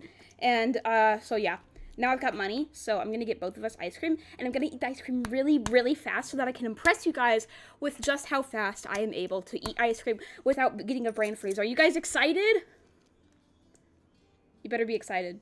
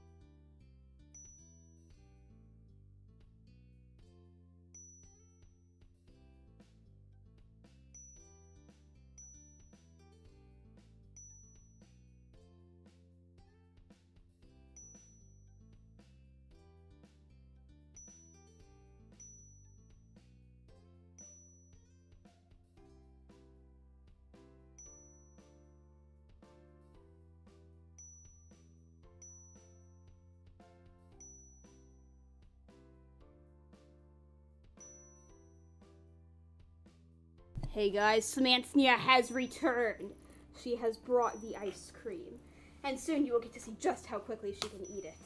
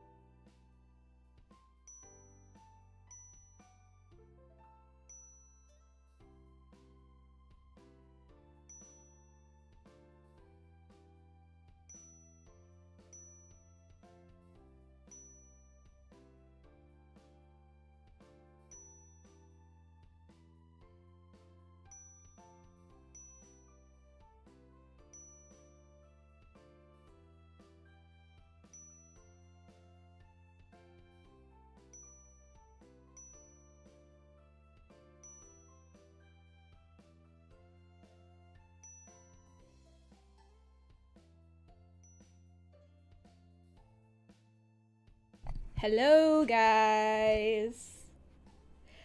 I have obtained ice cream. I have trekked through 22-degree weather to obtain this so that I may show to you guys just how fast I can eat ice cream without getting a brain freeze. Now, you guys aren't going to be able to see, so Dad's going to be commentating. He's going to be explaining what's going on. Yeah. Now, what kind of flavor of ice cream do you have? It is butter pecan. That is the most dangerous kind. You know, Yeah, it's the deadliest, obviously. Everyone knows. I mean, because cold pecans are actually the most dangerous weapon in the world, I've heard. And then, so you're opening it, and oh my, you know, that glacier, that clean, snowy look at the beginning before you put your spoon in. That's what we're looking at right now, folks. And so you're going to eat the whole thing. So it's super fast, yes. It's going to be one fourth of your calories for the day. So yeah, there's 550 calories in this. Okay, you got to count down from 3, 2, 1. Okay, 3, 2, 1, go! And Samantha goes in with one really big spoonful. That should just... See, an average person would have gotten them the brain freeze that we're searching for. But she's really trying it. I can see that she's... My teeth are sensitive to it, though. Yeah, oh, yeah. That can get to, especially if you've had work done. Yeah, if you've never had any kind of fillings in your teeth, then you shouldn't be feeling too much on your teeth. But for people, especially old boomers, before my time... Well, I haven't had any fillings. Does that mean that something's wrong with me? I don't know.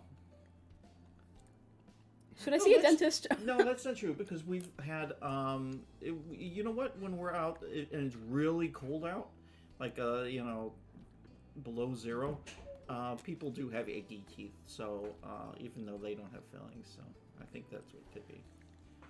I hate to alarm you, but my teeth do tend to be sensitive to cold ice cream anyway. Oh, okay. Well, then you're going to have pain from that, but we're trying to get you to have a, brain freeze, so keep it up, and I'll do the commentating if you do not mind. I so rarely get to have my say on your show, and wow, you look so angry. Because that's the point, is I'm not supposed to be talking usually, because I'm a very silly person. Too bad your avatar doesn't show you eating the ice cream. It just shows you standing there, and but this shows your mouth moving, like you're nom nom nom nom eating the ice cream cone. Or ice. Well, I can put my hands here. I can use my props in VC face. I might have something. I might have an ice cream thing somewhere. You know, I should really eat with you, and that way we can, you know, you can see how long it takes for me to get ice cream. She's giving me another dirty look because I should not be eating ice cream. I don't try to cut down on my sugar and carbs. So. The closest thing I have to an ice cream asset is this mic that is an ice cream cone.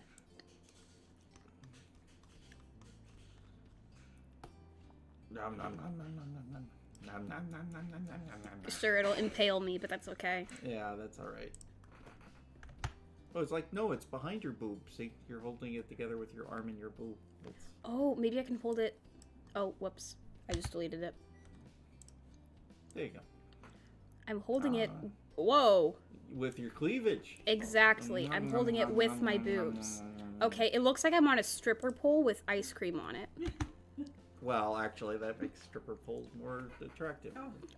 Okay. I'm on an ice cream stripper pole.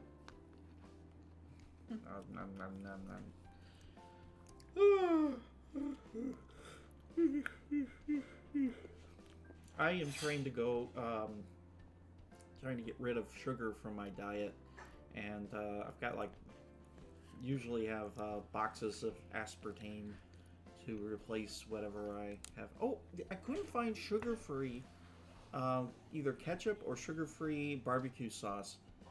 And I like barbecuing. So I made my own. I went online and got some idea of what it would be required to make a good barbecue sauce. And it's not actually sugar-free, but it's, by golly, has no added sugar. Are you kidding me? You still don't have a... I'm trying! I warned her that what you call it, a brain freeze is truly an awful pain. It's like getting a Charlie horse in your forehead. Yeah, but it's one of those, you know, if you haven't given birth or haven't had an appendix burst or any of several things, you can't fully appreciate the pain.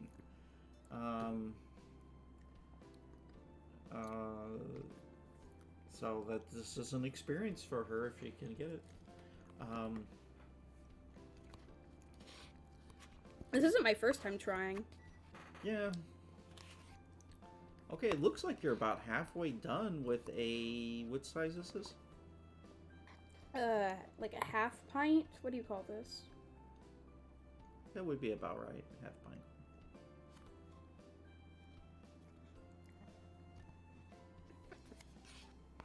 So, and still no ice cream headache. I'm gonna call it and say that you are immune. This is your super. Really? I didn't know. So, well, I thought it'd be a fun thing to do online. Online. Online. Hey guys, I'm online. On the internet. She's really trying to What's a give herself- webpage? Something ducks walk on? Oh my god, that was great. God, grown-up sucked. Because, you know, a grown-up wrote that for him and forced that into his mouth. It wasn't like something he came up with. I'll be back.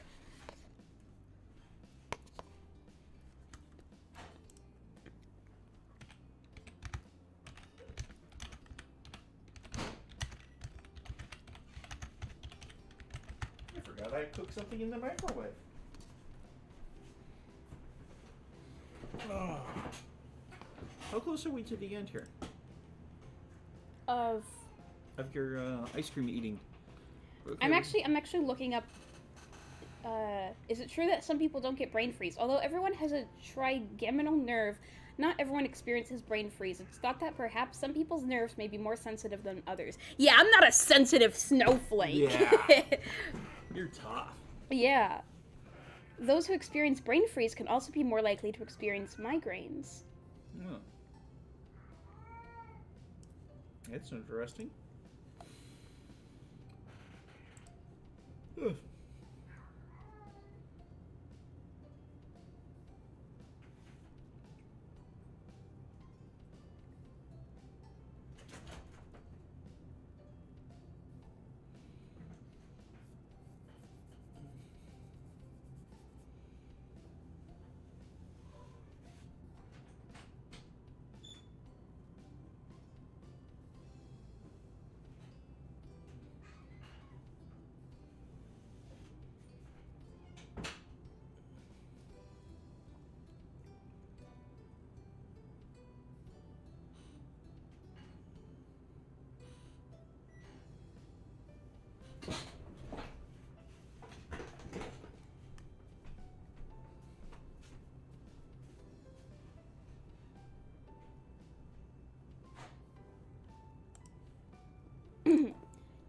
Yeah, I just looked up why some people don't get brain freezes, and it seems like it's just that my nerves aren't as sensitive, which is interesting. I'm sorry, but I was in the other room. I'll be there as soon as possible.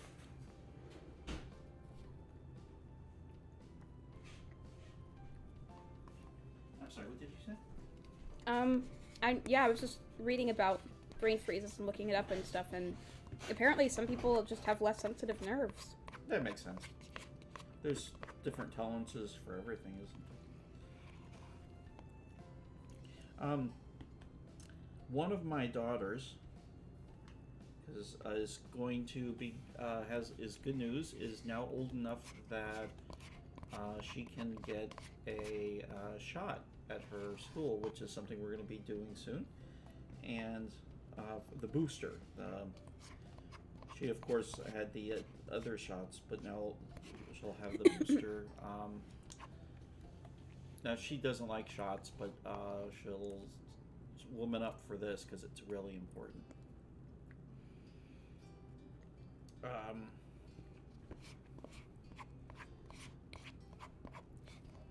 Yeah, when I was a kid, I hated shots.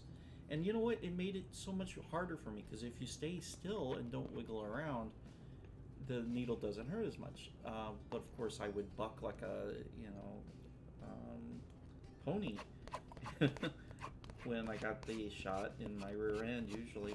And boy, that just made it hurt so much more.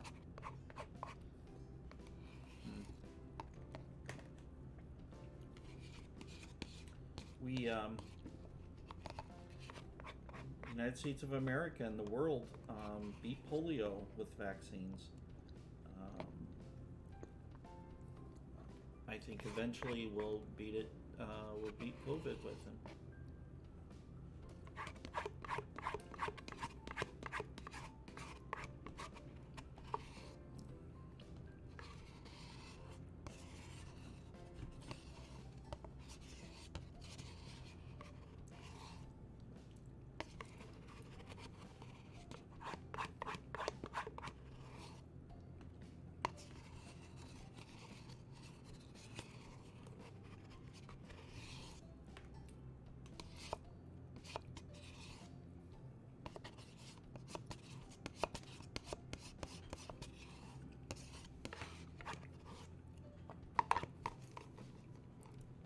Well, nothing. Yep. It was good ice cream, though. I really like butter pecan ice cream. Well, that's definitely a superpower. Yep. So, yeah. So what we learned today is that I'm not a sensitive snowflake, and everyone who gets headaches, gets brain freezes needs to grow a pair. That's right. Just pull yourself up by the bootstraps like me. Mm-hmm. Liberals. I do like the idea of having a show where they could call it bootstraps, and the idea is that you get, somebody. Well, I have the hiccups now. Who's like rich and who has this ridiculous attitude that America's this land of dreams, that anybody who's poor deserves to be poor, and then just make them poor. And either, make them homeless, or have them, just be normal, working poor people.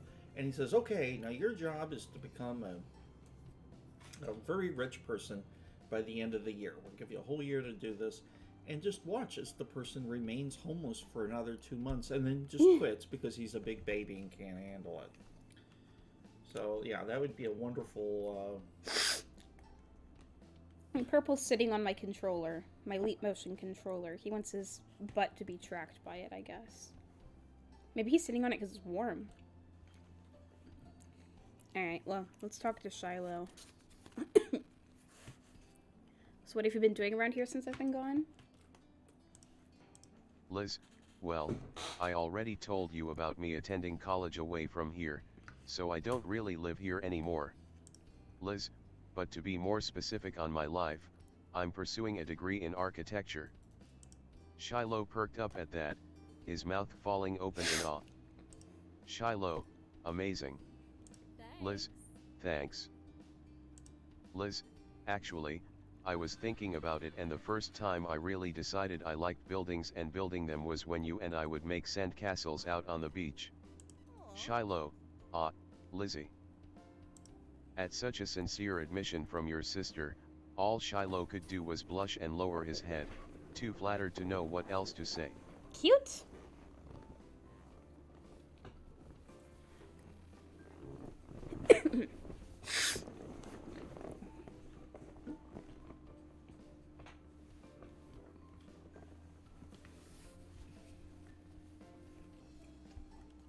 Liz laughed.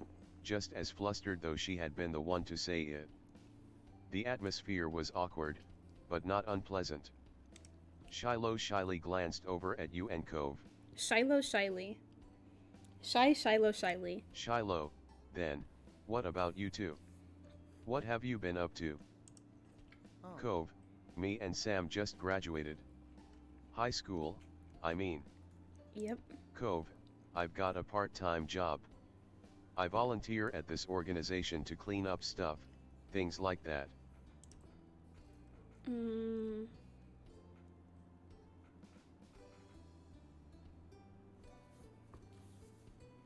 You nodded along. You felt there were two kinds of answers to these questions, a fun answer, or an impressive answer. You didn't know which to give, so you were content to let Cove stand on its own. Bruh. Shiloh just seemed happy to hear it. Shiloh, great. Being around him again was a little like picking up an old forgotten habit, clunky at first, but as the four of you talked, it started to come more naturally. And when one of you ran out of things to say, suddenly someone else remembered something new. Liz, oh right, do you remember those mean old not actually grandparents that used to live in our neighborhood? Shiloh, yeah, they were so mean. Liz, well, they're not here anymore. Shiloh, oh no. Why is he upset about that? Sam, they're not spending summers here anymore, they're still alive. Oh, he thought that they died. Okay, yeah, that'd be different. Shiloh, thank goodness. It helped that Shiloh was just as eager to hear what had gone on in his absence as people were to tell him. Soon everyone threw out what trash they had in a nearby garbage can as your group made their way down to the beach. Going down the shore inevitably led to a certain spot. It didn't take very long for Shiloh to recognize what was in the distance. His words trailed off in the middle of a sentence, his footsteps faltering at first. Then, all at once, he broke away from the group and dashed right into the old park, giggling as he ran. Shiloh, oh. Everything's so small. His laughter petered out as he came to a stop by the swings and grabbed hold of one of the support poles. He walked in a little circle around it, marveling at how easily his hand wrapped around its entirety. Emboldened by Shiloh's enthusiasm, Liz plopped herself down on one of the swing sets, only to instantly show an expression of regret.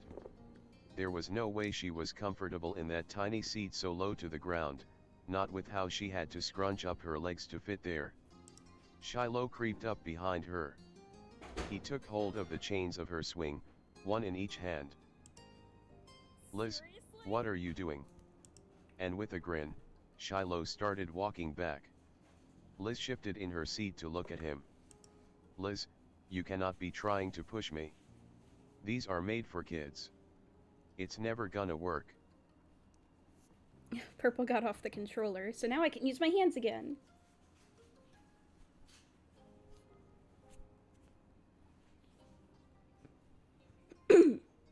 But Shiloh just hummed and kept pulling her back. Resigning herself to her fate, Liz tucked her legs up as much as possible as Shiloh moved his hands to her back.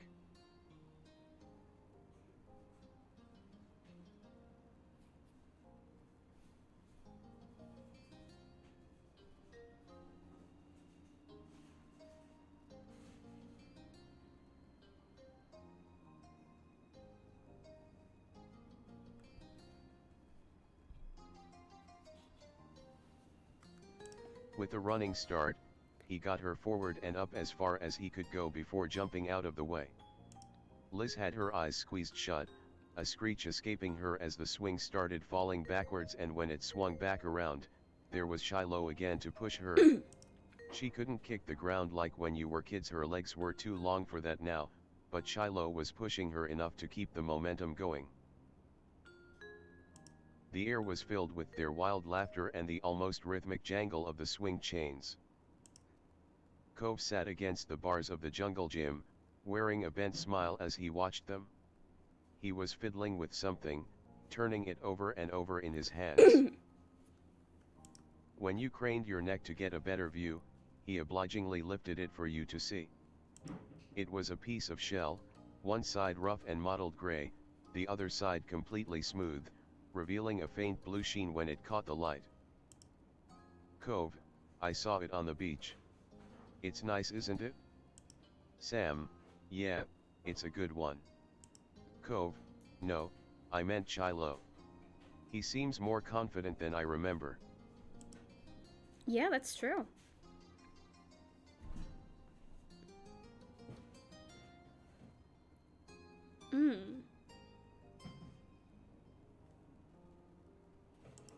Sam, he and Liz look closer than they did as kids.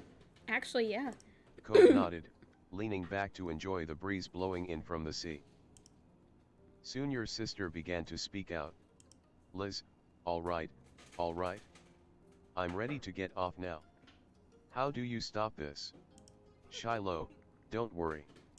Shiloh braced himself, one foot planted forward as the swing started coming back down. Then in one quick motion, he reached up and caught the chains again.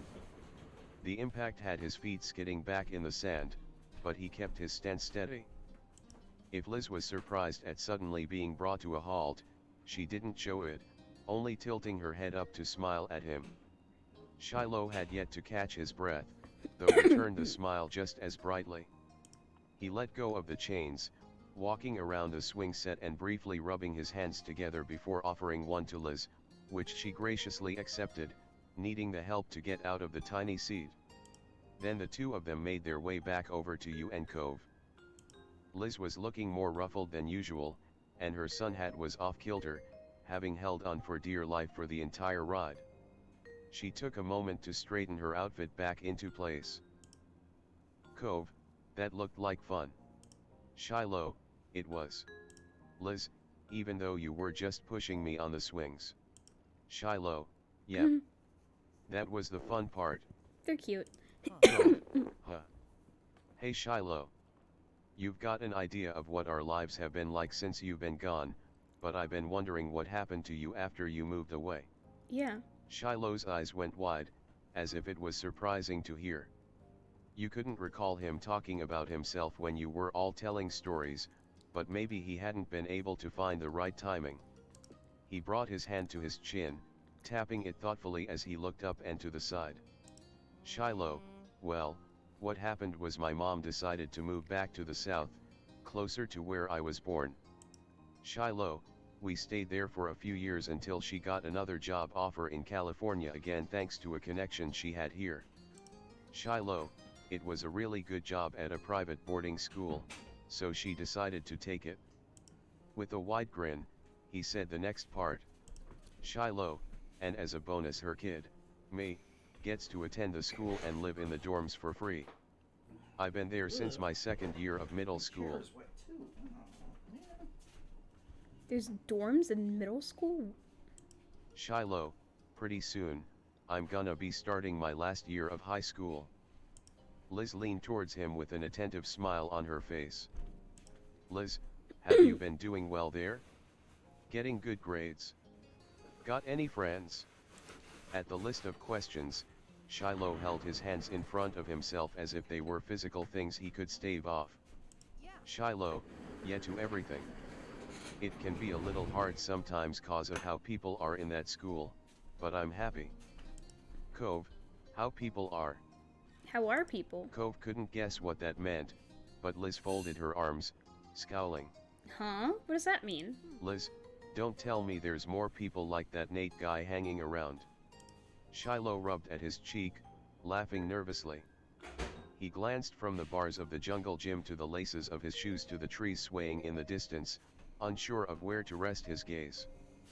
Shiloh, not exactly. Nate doesn't mean to be mean, he just kind of is.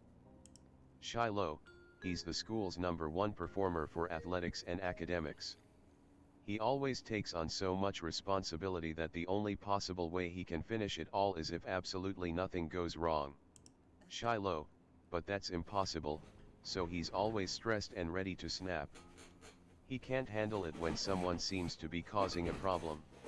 Shiloh, that's why during the field trip, he was upset when I went off on my own like that. Shiloh, still, he's really smart and reliable and sensitive and he cares a lot.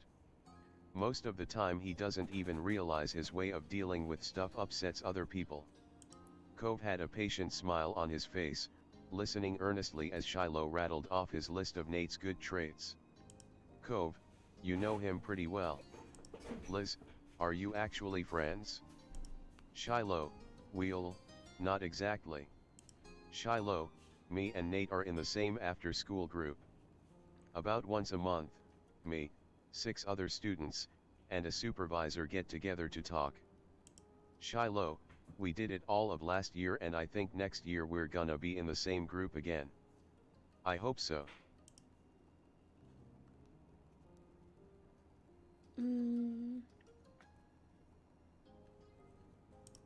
Liz, personally, I'd still appreciate having a word with Nate about his communication skills.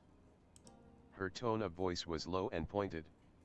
You'd be worried for Nate, if not for the playful smile that accompanied her words. Shiloh let out a little laugh at that. Shiloh, I do have Nate's number, but he wouldn't pick up. The people in my group only answer when they feel like hearing from me, so usually I have to wait for them to call. Shiloh, either that or they'd never even consider answering my calls, or calling me, or talking to me at all, unless the supervisor forces them to. Those don't sound like very nice people, Shiloh.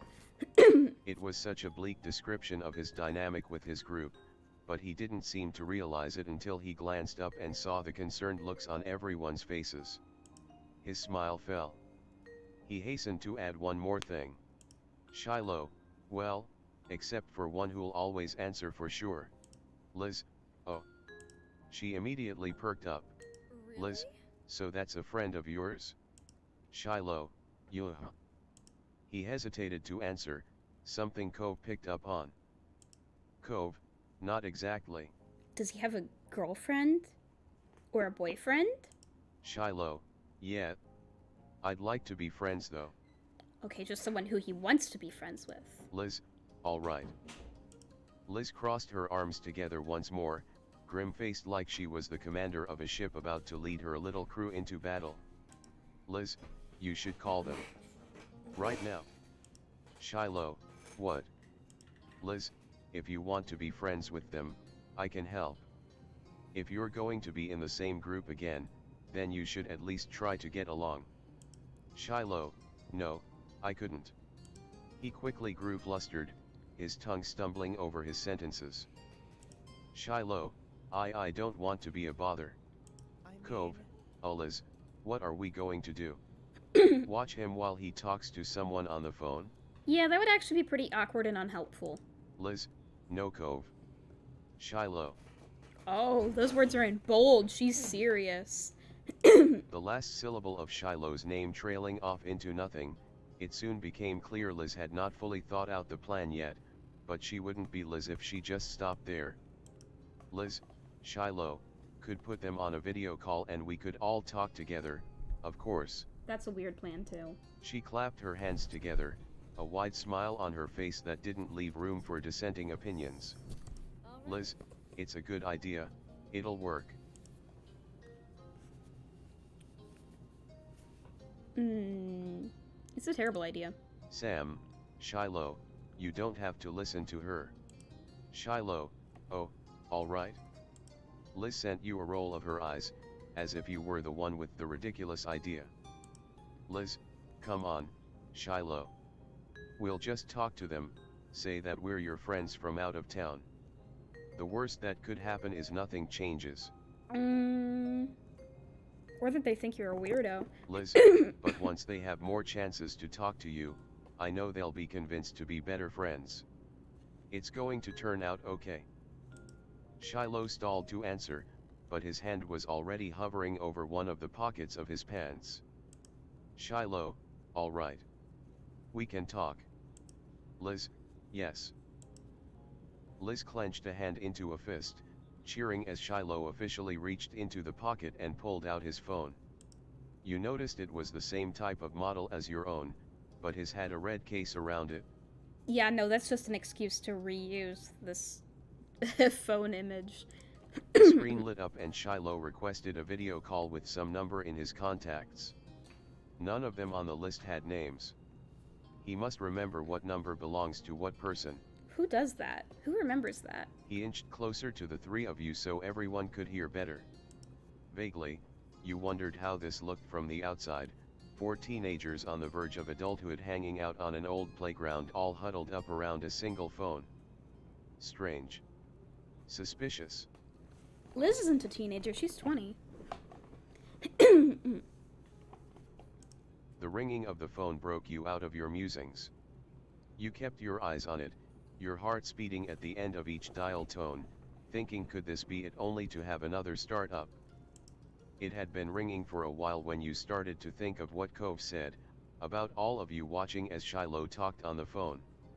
Maybe even that wouldn't happen. Shiloh could sense the awkwardness in the air, smiling to try to dispel it. Shiloh, this is normal, don't worry. Just as he said it, the call ended, not even going to voicemail. Shiloh clicked to redial. Shiloh, he never answers on the first call, he always does on the second. That's how he is, at least with most people. There are exceptions. You, Liz, and Cove furtively shared ambiguous looks, none of you wanting to accidentally discourage Shiloh. Then you focused on the phone again as it started to ring once more. The jingling suddenly cut off in the middle, followed by the faint sound of white noise. With a big smile and flushed cheeks, Shiloh brought the phone up to his face. A voice, low and groggy, came rasping out of the speakers. Hello. Shiloh, on the other hand, was much more chipper. Shiloh, hi. I'm visiting a town I used to live in when I was little, and I wanted to introduce my group mate to the people I knew back then. Some of them have already met Nate. Shiloh, can you say hey to them too? And with that rushed introduction, Shiloh stuck the phone out towards Cove, gesturing for him to greet the person on the other end. Although Cove hadn't been on board in the beginning, the only indication of that now was the lopsided tilt of his smile. He turned his gaze down to the screen, opening his mouth to speak. Only to stutter to a complete stop. Shiloh, huh.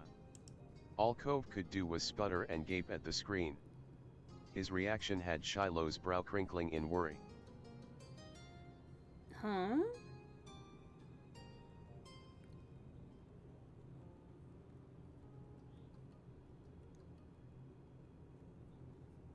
Okay, my guess is that it's Jeremy.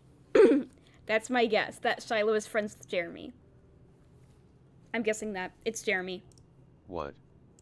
Shiloh's groupmate didn't sound particularly impressed with how this conversation was going so far. It's Jeremy. Shiloh frowned, That's my guess. retracting his arm away from Cove.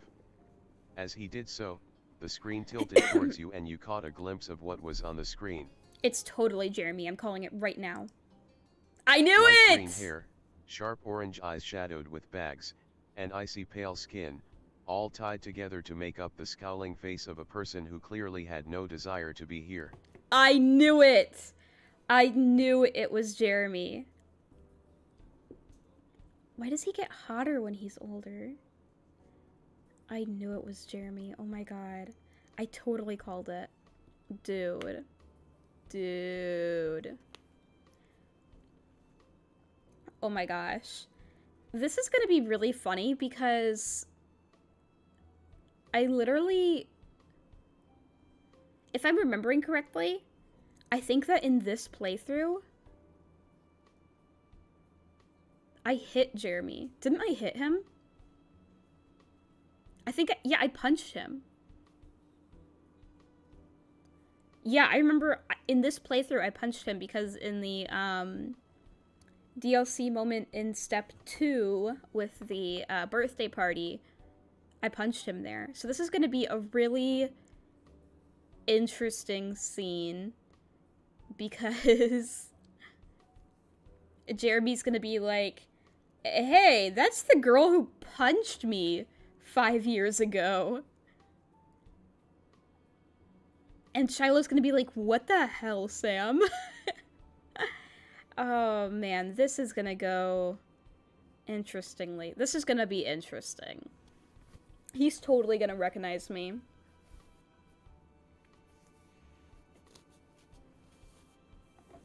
This is... Yeah, he's gonna be like, hey, you punched me and called me names.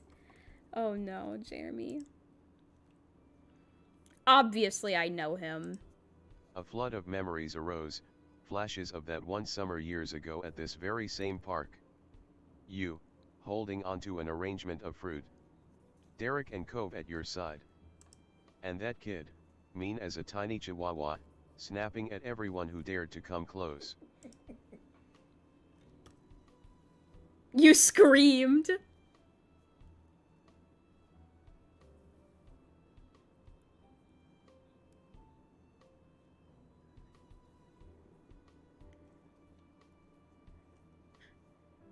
A lot of these are good.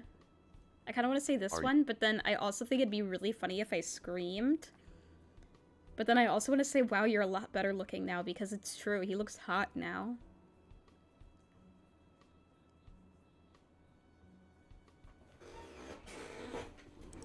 Sam. Let's say you're a lot better looking now. Jeremy drew back, his nose wrinkling in disgust. Jeremy, you think I'm appealing? What kind of messed up taste do you have? That's a fair response. Liz, that's an insult to yourself. Jeremy, and... Kind of an icon. Cove still couldn't take his wide eyes off the phone. He spoke now in a very small voice, almost a squeak. Cove, Jeremy.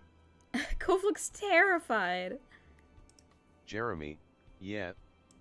His reply was mildly annoyed at this point. Shiloh, how did you know his name was Jeremy? Jeremy, you didn't tell them. Shiloh, no, I only called you somebody from my group at school. Jeremy, you... Jeremy regarded Cove cautiously, for the first time giving the situation a little of his focus. Does he not Cove recognize bristled, us? sucking in a long, deep, dramatic breath. He should at least recognize me because I literally punched him. Cove, oh my god. And all at once, he started shouting, and not just with his voice. He waved his arms around, gesturing wildly with his hands as he repeatedly yelled oh my god, with all sorts of inflections. Cove, oh my god. Oh my god. At these antics, Jeremy gave a short huff of a sigh through his teeth, the sound tinny over the phone speakers. Jeremy, what is this, Shiloh? Are you trying to make me suffer? Are you still mad about what happened at the amusement park? I was on your side, you know. What happened at the amusement park? Liz, who had been entirely lost this whole time, finally spoke up.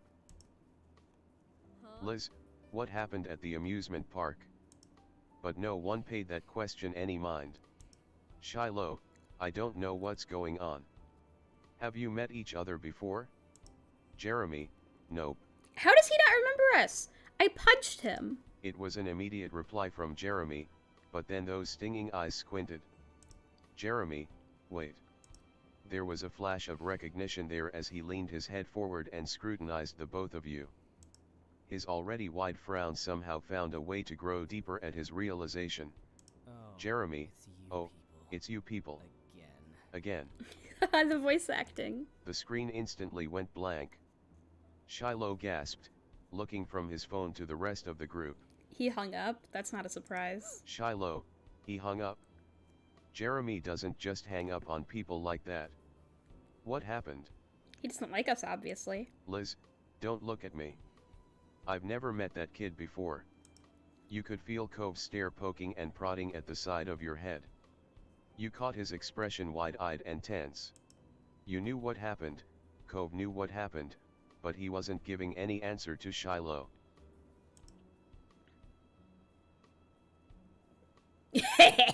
I punched him, he earned it.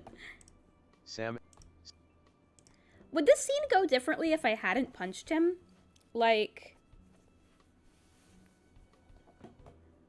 Would we just say, oh yeah, We saw him at the park once.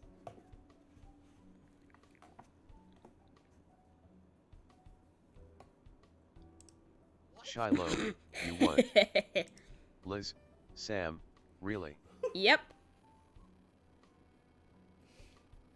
Yep, I punched him and I have no regrets. You resisted the urge to grin and simply shrugged. Shiloh, I've gotta call him back. You can make up.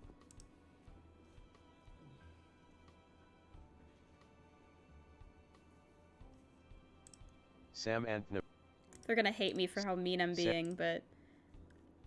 He got what was coming to him. Shiloh's gaze met yours for a split second. You couldn't quite read his expression, and then he turned his attention back to redialing the number. The phone rang Shiloh for a has long bad time, taste in friends. long enough that you were surprised when Jeremy actually picked up. He answered with an even longer sigh. Jeremy, what? Shiloh held the phone close to his face, looking down at the screen with large, apologetic eyes. Shiloh, are you okay? Jeremy, I'd be better if you hadn't called back. You didn't have to answer. Shiloh, Jeremy. Can't we talk it over? I don't want any of us fighting. Jeremy, do I have to? Shiloh, yeah, I think so. Shiloh held his phone out towards you and Cove once more. Next to you, Cove glared defensively and silently.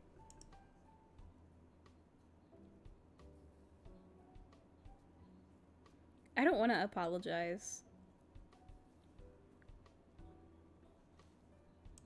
Sam. Waiting, your jaw clenched. No one said anything for a while. Finally, Jeremy's shoulders dipped slightly. He made the most exaggerated sigh you'd ever heard, since the previous one at least. Jeremy, I don't remember exactly what I did or what I said to you, but, sorry. That's not a very good apology if you don't remember what you're apologizing for. Cove, what? Jeremy sighed yet again. You were sensing a pattern. His gaze rolled over to Cove. Jeremy, I do know what I was like as a kid. But you're not like that anymore? Cove, well, okay, but who is that apology for? It better be for me and Sam. He spoke sternly, though there was no hiding the shakiness present. That didn't matter. Cove coming to your defense by confronting Jeremy brought a warm smile to your face. Jeremy on the other hand continued to be unimpressed. The corner of his lip twitched. Jeremy, I didn't need to know what the teenaged guy equivalent of a smooshy squeak is, but now I do. Thanks for that. What's a smooshy squeak? A small, offended noise escaped Cove. Unfortunately it was also squeaky sounding. His face immediately burned red with embarrassment. That's my squeak toy you're talking about?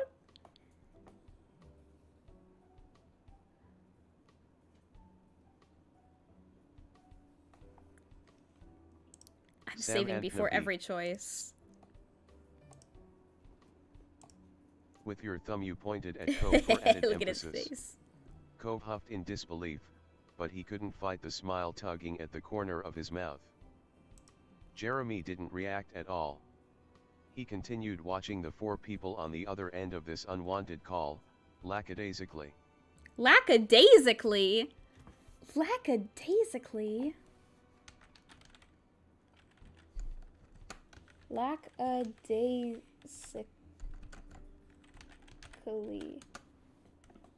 Lacking life, spirit, or zest. Lackadaisically. Lackadaisic these nuts. Lackadaise nuts in your mouth.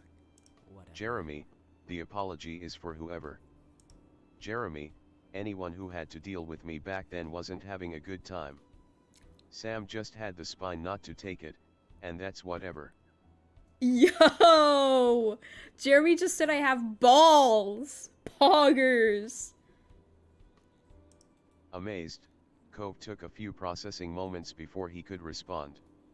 He blinked and rubbed the back of his neck. Lottie Candy. Yeah, that. Sam. Whoa! Hi Sam, tell your dad I did the marijuanas. Oh my god, I'm gonna tell him that right now. Hey, Dad. Yeah. Candy said that she did married iguanas. Yeah, really? How did you like it? Dad's high right now. Yeah, I'm still high. It's not gonna go away until very early tomorrow morning. Because it lasts for 24 hours for me. So, I have to plan my day accordingly. So anyway, I've got a mild high now. So tell me, how did you like it? And my daughter will relay the message whenever you're ready. I discovered that I really like it in liquid form. Because that way you can control how much of it you're going to intake over like a 2-hour period. You don't want it to spike too much. And if you take a big bite out of chocolate that's infused with the active ingredients, you can have spikes. This is Jeremy from step 2. Remember whenever he made fun of Cove's eyebrows, so I punched him? And look, he's hot now. Cove, oh, thanks. I mean, it's no problem.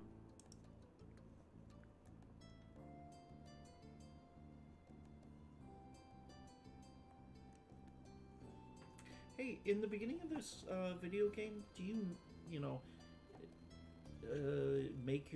select your gender, and sexual orientation, and what you look like? Yeah. Oh. I remembered something about short arms or something that you... Yeah, I told the game that I was short, so now it brings it up every once in a while. Yeah.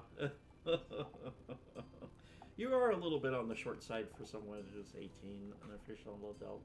I remember it was when you were 17 that they thought you were, like... Oh, I think I was younger than 17. But how old were you, and what did they think you were? I was, probably 15, and they thought I was 12. Yeah, that's a pretty big age difference there.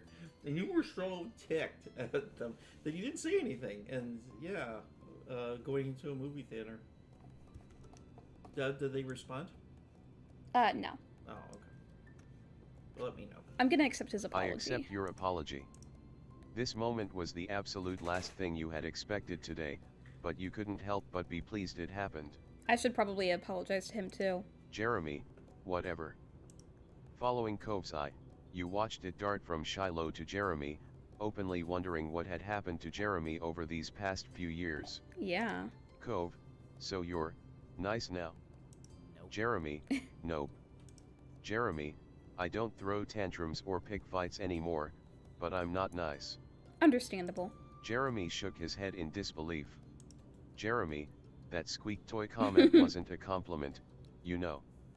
Jeremy, I don't have the energy to get angrily worked up like I used to as a kid. It's all pointless anyway. Now I'm just miserable. Wow, okay. That is extremely sad. Jesus. My man's has depression. His tone was even grumblier than usual, and dragged the syllables out on the last word for extra emphasis. Cove, oh. An awkward laugh escaped Shiloh. Then his mouth pulled into a demure smile. Shiloh, don't let what Jeremy says about himself get you too down. He's got people who care about him, and make sure he's okay. Like me. Aww. Jeremy, don't listen to Shiloh.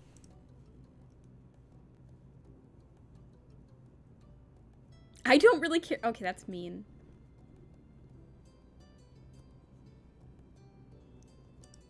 It was too hard to know how to respond to any of it. You'd rather wait and see at this point. Liz, okay, seriously, How long am I meant to be out of the loop here? Her expression twisted in frustration as Liz rubbed her right temple. Liz, why am I the only one who doesn't know this kid? Shiloh goes to school with him, that's fine, but how'd the two of you meet him and I didn't? Sam, he was around town one summer back like 5 years ago. You were there. Liz crossed her arms and stared unconvinced at you. Liz, Is that all? While Liz seemed a bit underwhelmed, Shiloh appeared to be utterly amazed.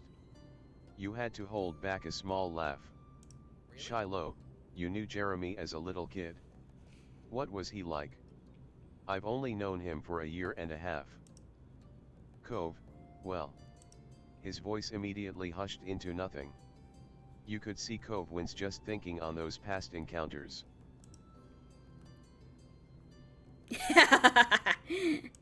Sam. This is gonna be embarrassing for Cove and Jeremy. Actually, Cove. Jeremy, oh, you've got an impression of me, huh? Cove's body stiffened in fear. Jeremy leaned forward just a bit. Jeremy, sure, go ahead. Do it. Jeremy spoke dispassionately, but it somehow still felt like a dare. Shiloh, yeah, that'd be great. Cove shook his head, along with a stilted laugh. He was sweating in place. Cove, I really shouldn't. It's not very flattering. Jeremy, I bet. Cove is so nice. More broken chuckles fell out of him, and Cove turned his face towards the ground. No, Candy hasn't said anything. Huh. Candy, I need to have your insight. Candy! Little boss baby needs you. Your insight as to what marijuana will do for your mood. I gotta say, for me, it's actually really nice. I think if I'm ever suffering from a lot of anxiety or having a mood disorder, I think that might be a good thing for me to go to. Certainly better than alcohol. Cove, sorry. Drooping your shoulders, you accepted that Cove wasn't going to do the impression. Shiloh frowned in disappointment. Jeremy groaned at the atmosphere. Jeremy, whatever, I'll do my own impression. Your own impression? Of yourself when you were 13? Jeremy, you are stupid. You are stupid. You are stupid. And don't forget, you are stupid. That's pretty funny. He's making fun of himself. That's true. That is how he sounded. He delivered the rapid-fire insults in a blandly annoyed tone. After a pause, he went back to his normal tone of complete disinterest. Lottie Candy said, "Attention, lol." You weren't paying attention. Yeah, Dad just wants to know what your married iguana experience was. What it was like.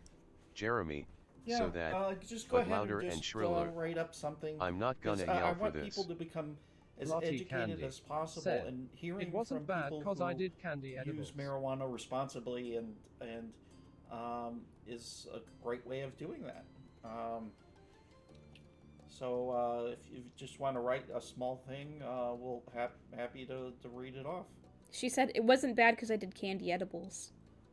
Yes, edibles. I highly recommend edibles too, because smoking can make you throw up, especially if you're not a tobacco smoker, and it damages your lungs just a little bit. So yes, edibles is better. I like the little liquid form, so you can add it to your coffee or whatever, and then nurse it for a few hours rather than take that one time. But yeah, I like edibles too. So, woohoo! Candy had candy edibles. Candy's candy. Candy's candy. That would be a great edible. It's too bad that people like you and me can't go into the business together. Candy's candy sounds like it could be the name of a porno. Dude! Lottie Candy. I considered said, not saying that. "Smoking is Yeah, terrible I feeling." think that would. Smoking is terrible feeling. Yeah, Dad doesn't like smoking No, either. I do not like it. It makes me want to throw up. Yeah, I went to my first place to get marijuana. The Lottie Candy said, when it "Candy is was big juicy legal candy." in our Candy's state. big juicy candy. Yeah, in our Girl Boss Baby loves Candy's big juicy candy. Yeah, because in Texas it became legal to smoke. Yeah, everyone knows that marijuana is legal in Texas. Yeah. So anyway, I went to a legal dispensary, but they sucked. No parking to speak of unless you were Lottie Candy a patient. said, If you were Girl buying Boss it for Baby fun, knows then about the you had to candy's find candy. your own He parking. does. Yeah, it took miles. It was miles away that I had to walk to get back after parking. And then they didn't tell anybody, not on the website, not on the signs of the long, long line that I had to walk in and wait, that they only accepted cash, no credit cards. So, Make sure not to say the names of any of the places you're talking about. no, I won't. But so I have anyway, I have my finger on the trigger just in yeah, case. I see you got your trigger on. I'm so worried. You have no idea. Anyway, they totally suck, so I don't ever recommend them to anybody. But I found another dispensary that opened up, and they've got ample parking.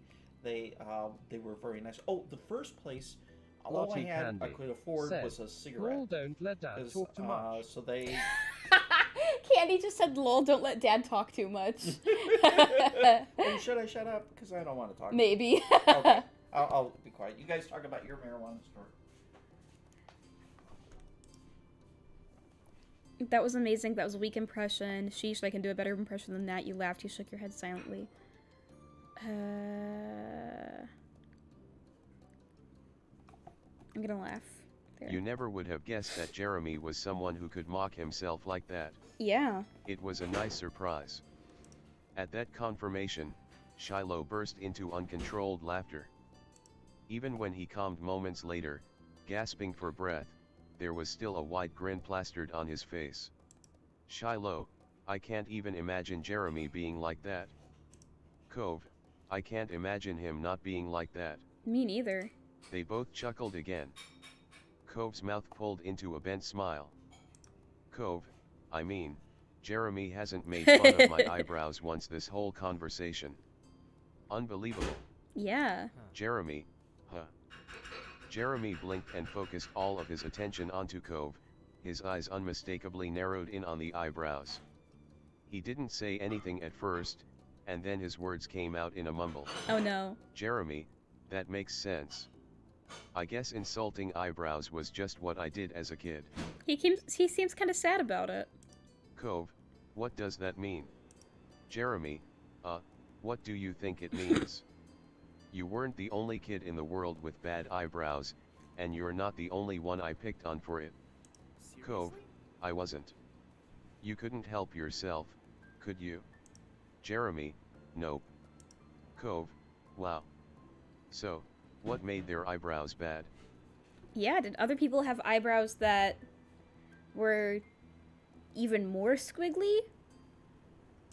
Jeremy, are you curious if yours are better, by terrible eyebrow standards at least? Cove, kind of, yeah. Jeremy, sigh. Did he just say the word sigh? Incredulously, Cove looked from Jeremy to you, and then back to him again. You had to question if you heard that right. He spoke the word sigh instead of actually sighing. Yeah, we both heard that. Noticing the reaction, Jeremy sighed for real. But he continued on to answer Cove's question. Jeremy, the guy has particularly odd hair coloring, white hair, but only on the top of his head. White hair, but only on the top of his head. Is it Girl Boss Baby? Jeremy, every other strand on his body is dark brown, including his immensely bushy eyebrows.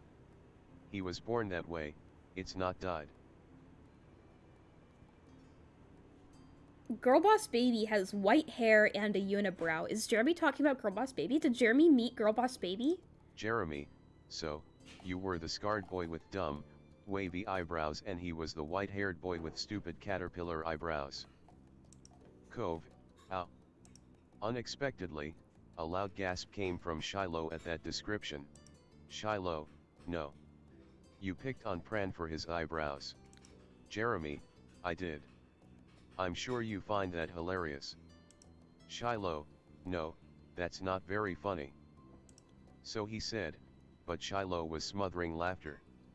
The unconvinced note in Jeremy's voice didn't surprise you. Jeremy, MHMOK, wait, give me a second, let me just. Jeremy rolled his eyes in the slowest, most exaggerated way possible.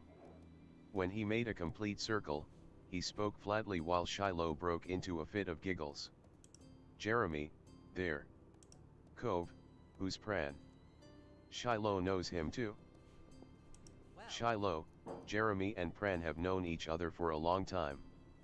They managed to go to the same boarding school later on. I met them both there in the spring of last year.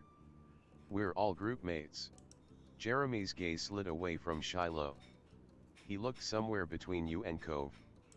Jeremy, Pran and I met about 4.5 years ago. Back when I was still an intolerable brat, and Pran was meek.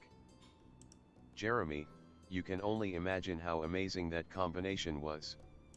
Cove, yeah, it must make those group meetings awkward. Jeremy, nope. Somehow, someway, for some reason, Pran chose to stubbornly stick with me for as long as we've known each other. He's my best friend. Cove, what? Jeremy, it's surprising, I know. I have a best friend and it's the caterpillar brow guy of all people. But I guess things balanced out in the end. Jeremy, Pran's timid nature is good and dead. He grew up to be colder than even me. I'm mopey and he's broody. A perfect match. Shiloh, 2 peas in a ruining everyone's life pod. Jeremy, don't quote Everett. Cove whined after Jeremy snapped his last remark. Cove, now who's Everett? Jeremy, you don't want to know. Shiloh, yeah, you don't want to know. Shiloh hummed, and he watched his 3 old friends with an amused smile. He was having fun. Before you could say anything, Jeremy continued. Jeremy, Everett is also a part of the group, unfortunately. This sounds like a group of sucky people who Shiloh has to deal with. But he chose not to elaborate further than that. Liz sighed this time. You could feel her frustration. You couldn't blame her for that, she hadn't been able to participate much at all. She didn't know Jeremy then, so there was no basis for reminiscing now, and there was a 10-year gap in her history with Shiloh. The whole situation struck an odd chord with you. 2 boys that you knew separately came to know each other, and now they know each other much better than they know any of you. Yeah. Shiloh was almost a stranger.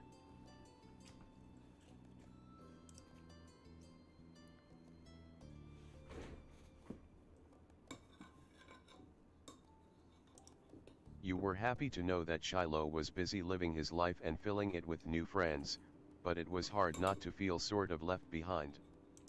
And then it was utterly bizarre that he had apparently been bonding with Jeremy. Turning to the 3 of you, Shiloh smiled apologetically.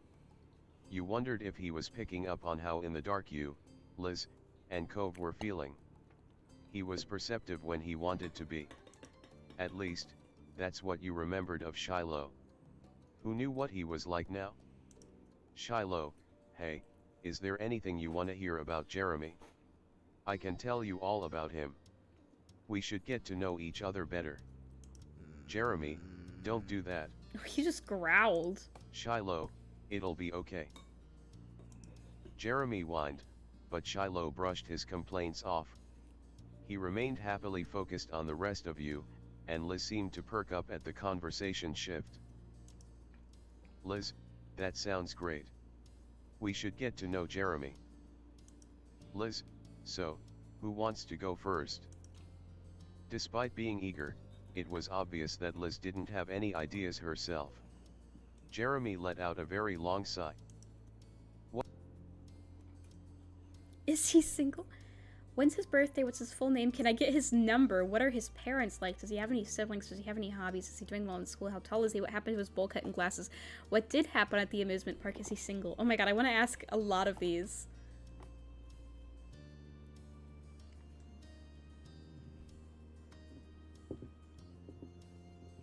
want to ask this one. Shiloh, oh. I don't actually know. I can only think of one time when we were both there. Shiloh, I'm not sure what part he's talking about. As far as I could tell, I didn't do anything to upset him, and I know he didn't do anything to me. Jeremy, CAE9, that's what you're going with, Shiloh. Sam, Jeremy, what happened?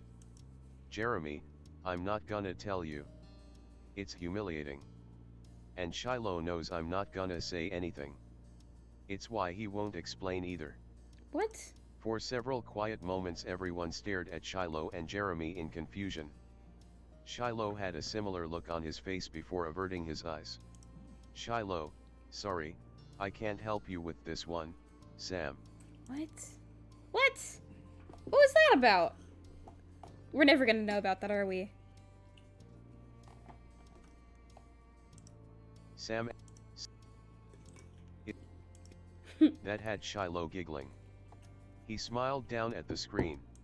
Shiloh, Jeremy isn't in anything official, but he does have someone he goes on dates with from time to time. Seriously? Jeremy, you call that dating, I call it punishment for all of my wrongdoings in this life. What? Cove scrunched his face and glanced at you like he wasn't sure he heard Jeremy correctly. Shiloh smiled understandingly. Shiloh, it's complicated. She makes him happy against his will. Okay, that's pretty cute. That sounds pretty cute. Sam, how unfortunate. Shiloh started chuckling again. Jeremy on the other hand let out a loud sigh, clearly done with the current topic.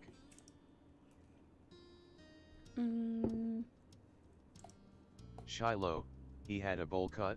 Yep. That sent Shiloh into a fit of laughter, while Jeremy shook his head disapprovingly. Through chuckles, Shiloh continued with his best guess. Shiloh, his mom and dad probably decided that back then, and now he picked. Or they developed new taste over the years. Shiloh, as for his glasses, Jeremy wears contacts at school and when he's out and about, but he still wears glasses when he's home or working part-time at his parents' hobby shop.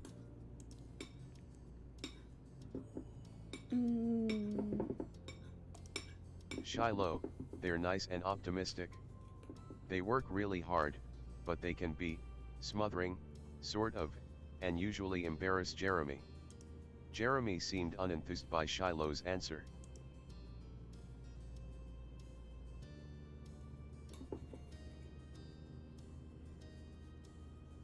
Does he have Shiloh, reading and crafty handiwork type of stuff? Oh, and archery, Jeremy is really talented. Wow. Cove, seriously. That's really cool. Jeremy scoffed at the compliments. He clearly wanted to move on from the conversation.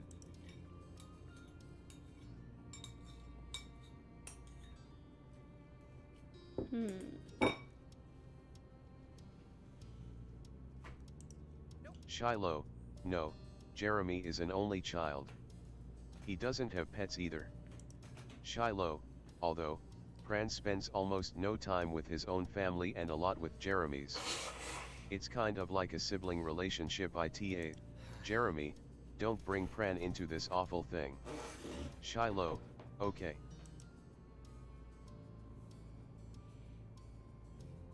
Is he? Shiloh, yeah. Nate is still doing the best, but Jeremy gets respectable scores. Shiloh, or, unless, by doing well you mean to ask if he's having a good time or making friends, then in that case, no, he's not. You weren't sure how to respond to that at all. Glancing back at Jeremy, he rolled his eyes.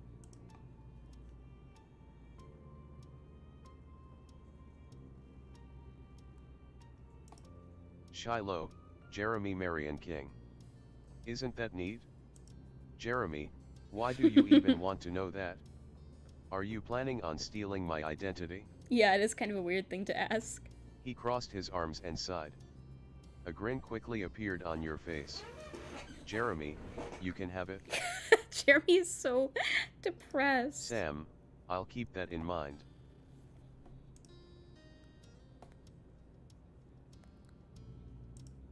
Shiloh, 5'5".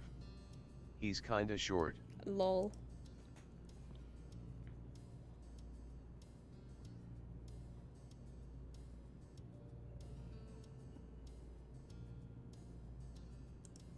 Shiloh, May 4th. He's a Taurus. Jeremy refused to comment on that, instead he rolled his eyes. I'm gonna save before I say this one. Jeremy, what? Why? Shiloh, sure. Ignoring Jeremy again, Shiloh immediately started listing off the number for you. Jeremy grimaced while you contentedly saved it in your contact list.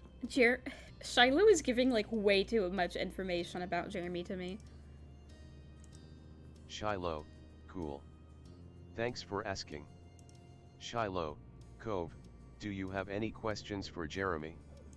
Stunned, it took Cove a moment to recover from being put on the spot. But ultimately, his eyes shifted from Shiloh's and locked with Jeremy's. They remained like that long enough that it was as if they could speak telepathically. Cove, Alright, yeah. I have a question. But Shiloh can't answer. He looks really serious about this. Jeremy, fine. Ask me. Let's get it over with. Cove, what do you think of me? Even if you don't think I'm tough or something, do you still feel like I'm stupid and wrong about everything? A crack formed in Jeremy's lackadaisical expression. Lackadaisical. His barely open eyes lifted a little more, but he still spoke flatly. Jeremy, my opinion on stuff is basically the least important thing you could ever worry about. It's pointless. Oh my god, the things that Jeremy says about himself makes me feel kind of sad. Cove, well. I am still asking. So. Jeremy, Jeremy, Cove, right? That's your name? Cove nodded. There was a tint of pink in his cheeks as he bashfully rubbed his arm. Jeremy, okay Cove, you seem like a guy who cares a lot about things that don't matter. It sounds pretty dumb to me. I outgrew that years ago. Cares a lot about things that don't matter. Jeremy, and being as soft as you act, it isn't something that I would ever do, basically. Jeremy, but you know what the absolute dumbest thing really is? What? Cove shook his head with creased brows. He then leaned forward just a bit like he couldn't risk not hearing what revelation Jeremy was going to bestow on him. Jeremy, making yourself miserable if you don't have to be. What? Cove, oh. Jeremy, if you and the rest of the people here have a way to enjoy existence, then you should go ahead and do that. Stay gentle and happy, dumb eyebrow guy. Aww. Aww.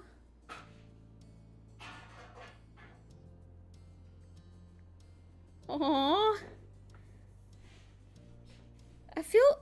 I actually kind of like Jeremy. I feel really bad for him.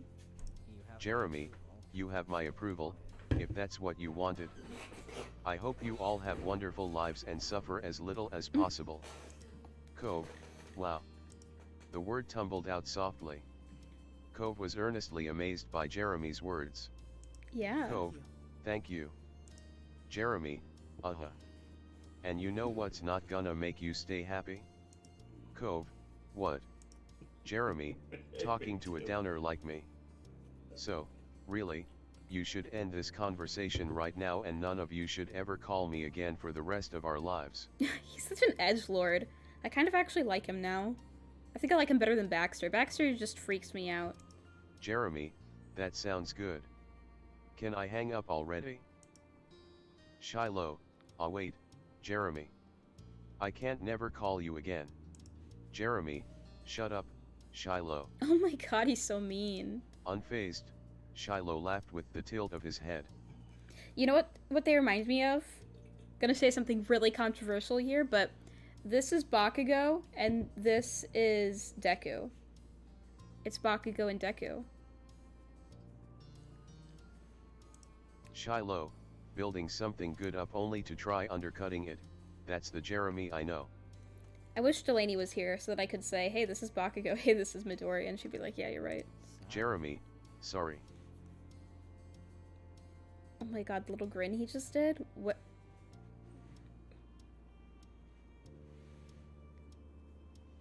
The word dripped with sarcasm and was accompanied by a smirk. It was the first time you saw him smile this entire time. Yeah. Cove piped up meekly, an awkward smile of his own on his face.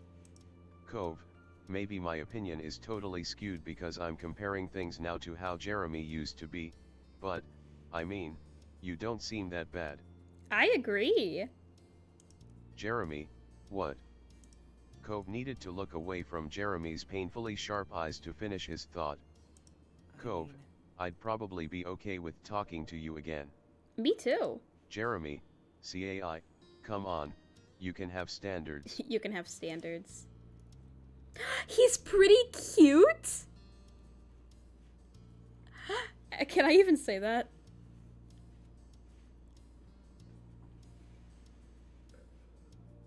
I do think he is that bad.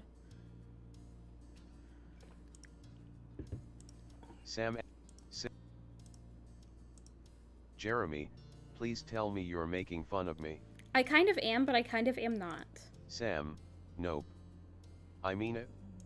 He groaned loudly at the affection, but there was a light blush involuntarily appearing on his face. Liz clapped her hands. He blushed? I made Jeremy blush? Oh my god, Jeremy blushed. Liz, wonderful. Liz, now that we're so much closer to this Jeremy kid, I think we can all get along together and be friends. Jeremy, friends. Jeremy repeated the word back like it was a foreign phrase. He genuinely didn't seem to understand. Tomodachi? Liz, that's right. If we keep working on it, I don't see why the five of us can't be friends. Jeremy, You He stared at Liz incredulously for several moments. Her expression twisted into fresh confusion of her own. Jeremy, okay, three things. First, I already have one whole friend and that's more than enough. Jeremy, second, I still don't know who you are. Did you even say your name at any point? Yeah, I don't think he knows Liz's name. Jeremy, and most importantly, third, one of the people in this friendship is Shiloh Fields. He and I aren't gonna be friends. Why? You guys should be friends. Shiloh clearly wants to be friends with you. Liz, why not?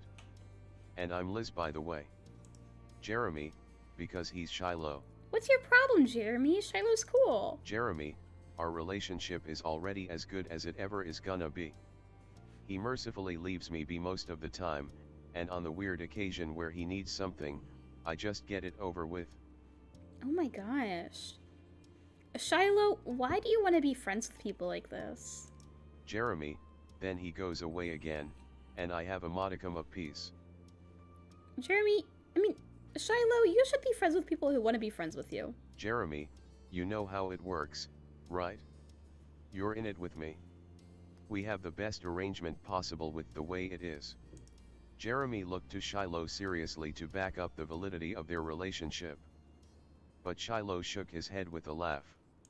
Shiloh, I don't try to hang around too much, but that's because you're shy. You're the only one who thinks that setup is actually a good idea. Sorry. Jeremy turned his face to the side and let out another exaggerated sigh. Cove and Liz both joined on Shiloh's mirth. Jeremy got no support. Jeremy, of course you'd say that. Why did I even bother? That's Shiloh's famous memory for you. Liz's chuckling stopped. Liz, wait, what does that mean? Shiloh's famous memory? Jeremy, what? Huh?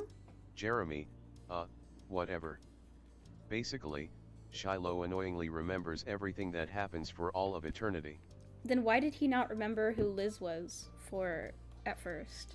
Jeremy, at least until some piece of info he has isn't helpful anymore or he's got explaining to do, then magically all of a sudden he doesn't know anything about it. Jeremy, his boldly inconsistent recollection of situations is pretty much a running joke. It's Shiloh's shtick. One of them, anyway. A scowl dug into Liz's face as Jeremy spoke. Cove lost his smile, seeing her reaction. Shiloh remained silent, with his big childlike eyes locked on your sister. I know what she's upset about. Why in the world did he not remember her?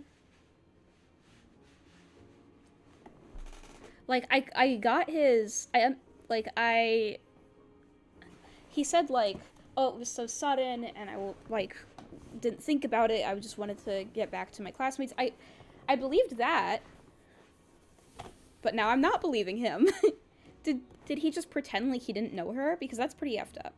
Jeremy began to shrink away from the screen at the changing atmosphere. He broke eye contact with everyone.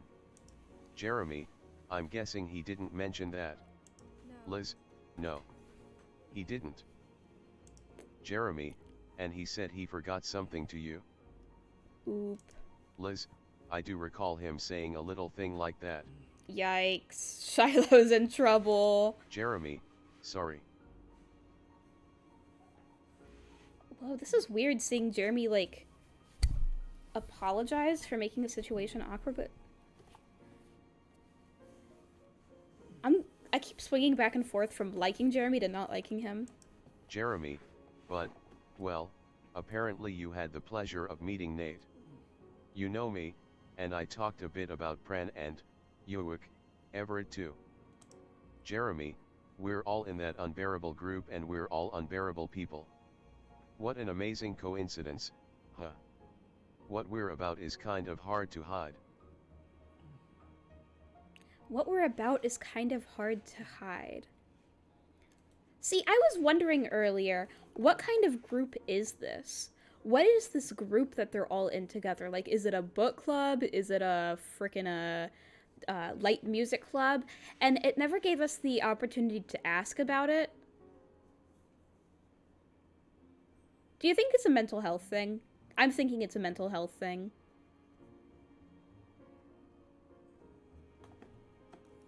Jeremy, I'm gonna go now. I don't wanna be the fifth wheel to your own little group. Jeremy, you three people have a good day? I guess? Jeremy, and Shiloh, I'll see you back at school. Bye. Jeremy, bye. Jeremy promptly ended the call. Just as people had begun to warm up to him, he accidentally found a new way to ice the mood again. Yep. Shiloh, now averting his own gaze, put his phone away, and chuckled. Shiloh, you have some explaining to do. Shiloh, I knew that Jeremy didn't think highly of me, but it's even worse than I thought. That's really sad.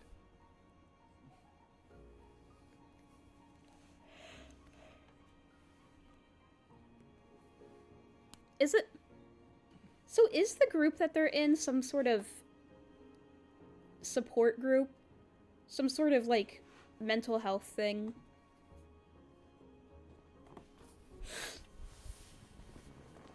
Like, why is Shiloh in a group with so many awful people? Like, Shiloh's such, like, a ray of sunshine, and he's with all these, like, terrible people. Like, is it a mental health thing? Is it some sort of support group? Is it a support group?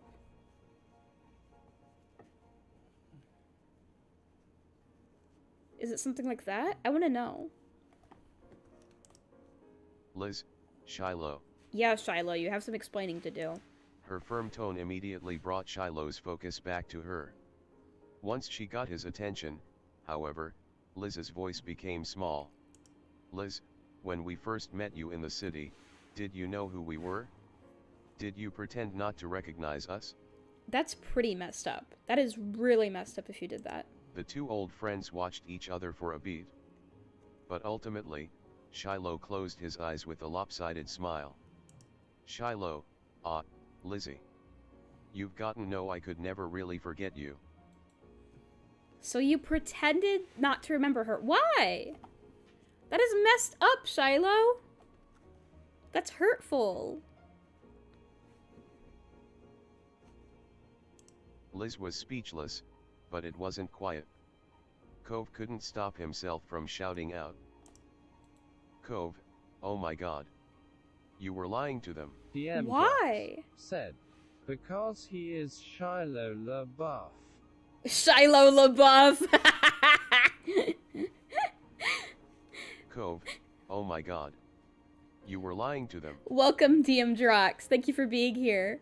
Because he is Shiloh LaBeouf. Shiloh, lying is a strong word. I was, improvising. Shiloh, what the? DM Drox said, welcome. That was cruel, Shiloh. Yep, that makes way more sense than you not figuring it out. You didn't really mind, but were instead concerned about why he felt that was the best option. You're crazy and a liar. You smirked and thought Shiloh was pretty bold. You didn't have any idea what to say to that. I'm saying that was cruel, Shiloh, but I'm gonna save before I say that. It took everything in you not to scream it at him. Your hands trembled. Shiloh only momentarily tore his attention away from Liz to see your anger. Yeah, did you not realize how much that upset Liz? Pretty awful thing to do, honestly. DM Drox said, also are you going for the assertive girlfriend route? Assertive girlfriend route? I didn't think about it until now, but I guess my character has been pretty assertive. Yeah, I didn't think about that, but I guess she has been. I mean, especially with how she's been treating Jeremy. That entire conversation where you found each other again was all a lie. The thought of it made your chest tighten and your heart feel heavy. Nice. Liz, go home, Shiloh. Or go to my house and wait there until we can send you home. Shiloh, okay. I want him to explain himself. I want him to explain why he did that. Did he... Why? Did he feel... I hope we get more information about this. Did he feel embarrassed to be around us? With his shoulders dipped and head low, Shiloh obediently left the park alone. After he disappeared up the road, Liz sat her butt down right into the sand with no concern for how dirty her dress might get this time. What the heck? What the heck is wrong with Shiloh? What?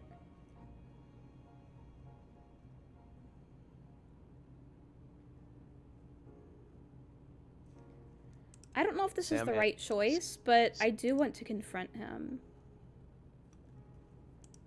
Sam, watch Liz. I'll be back. What? Cove, what? You didn't give him an explanation, you just shot out of the park after Shiloh. Is Liz tall or just the characters look bigger when they're talking?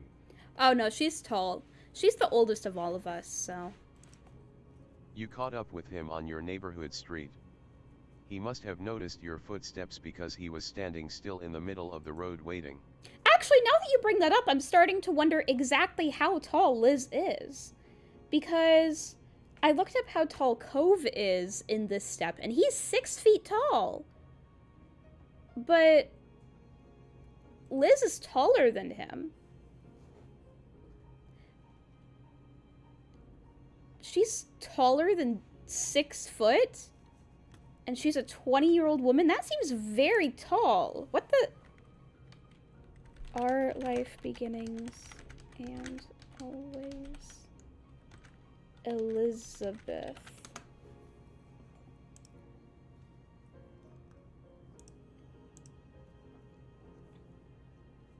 Does it have her height anywhere?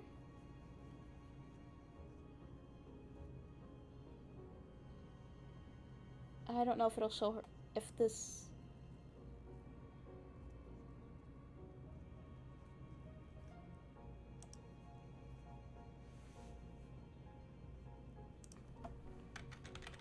Height? Yeah, I don't know if I can find her height anywhere. But yeah, she must be taller than 6 DM foot. Drox said, Maybe Shiloh isn't so interested in taller women and is kind of pushing her away for it. DMDrox said, also when you lean like that you look like you are doing the smooth criminal lean. Yeah, I think someone's told me that before, and I completely agree. That is definitely what it looks like. Well, DMDrox, whether you were joking or not about that being why Shiloh did that, I am very certain it's not. I don't see anything romantic between Shiloh and Liz, personally. I was thinking about that earlier. Like, is there anything romantic between them? But nah, I don't think so. No!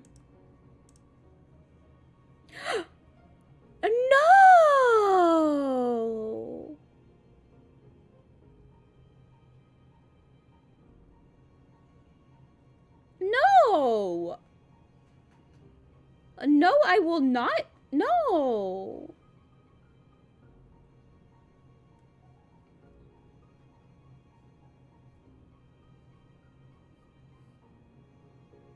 No, I don't want to hurt him.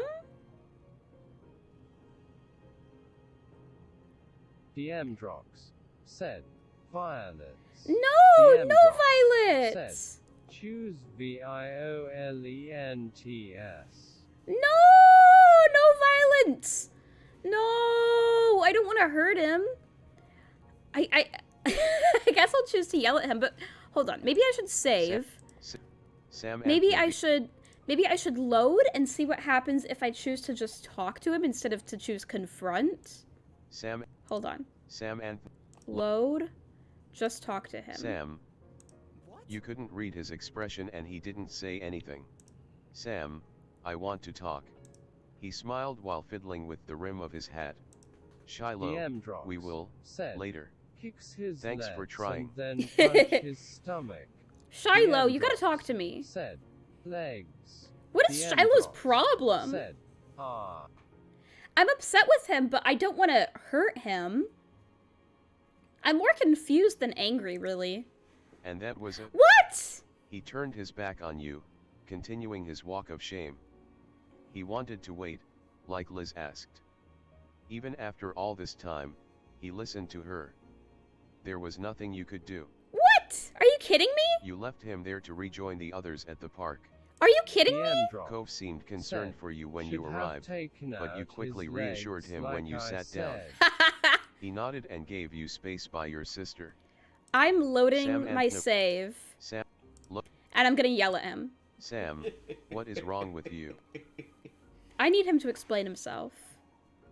Shiloh pulled down on the rim of his hat and gave you a brief response. I have so many questions for him. I want to know...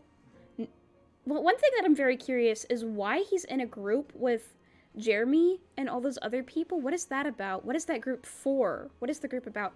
But then also, I want to know the obvious. Why did he pretend like he didn't know me and Liz? What the hell was that about? That's so hurtful to Liz. Why? Shiloh. And then lie about it? Later. Sorry. He lied about it? What is wrong with you, Shiloh? Can you reload and do the legs still? I don't wanna. That would be mean. That would be so mean. I don't wanna. And that was it. Oh, come on! He turned his back on you, continuing his walk of shame. He wanted to wait, like Liz asked. Even after all this time, he listened to her. There was nothing else to do. You can't... It says the same thing. Said, Sam, the legs are best Sam option. and Nabi. I hate to say it. Said, and that was for it. Real. He turned Yeah, I hate to say it, but maybe we should try your strategy. Let's try your strategy. You kicked his shins. He let out a quick shout and stumbled back when your foot made solid contact. Okay, no, I already feel guilty for doing that. I don't want to hurt Shiloh. He's like a puppy. When he regained some balance, Shiloh looked over at you warily, but there was nothing to do now. You left him there to rejoin Are you the others kidding at the me? park. Cove seemed concerned. Oh my god, there's nothing you can Sam do. and There's Nabi. nothing. Load. And that I'm going back to before I turned his kicked back him on because I you, don't want to kick him. continuing his walk of shame. Yes, violence. He wanted to wait, No. like Liz asked.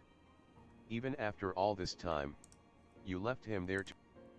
Cove seemed concerned for you when you... She hadn't moved from where you had first left her, however, your presence caused her to stir. Okay, I just fell over. I didn't want to hurt him. I loaded that safe because no, I don't want to hurt him. But also, I'm so upset. What the heck? What is going on here? Why? Shiloh, what? Why? DM drops. Said, it is always the best solve, panties. Yeah, panties. Ugh. Yeah, you can see him. Pantsu, woo. Liz, you can go. We're done.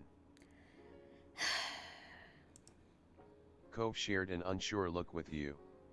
She wanted to be alone, but this wasn't the time for that. Said, so they are real. Yeah. Panties are real. Sam, DM no, drops. it's obvious Said, you need us here with you. I thought it was a myth, but it's true. The legend, the pantsu, they are real. Accepting that you were going to be here for this, she let out a groan. At the same time, Liz pulled the sides of her hat down, gripping it tightly in frustration. Liz, I can't believe he pretended he didn't know us. Since when was Shiloh too good to catch up with acquaintances? It's infuriating. Am I an idiot for thinking we could talk? I have no clue what his problem is.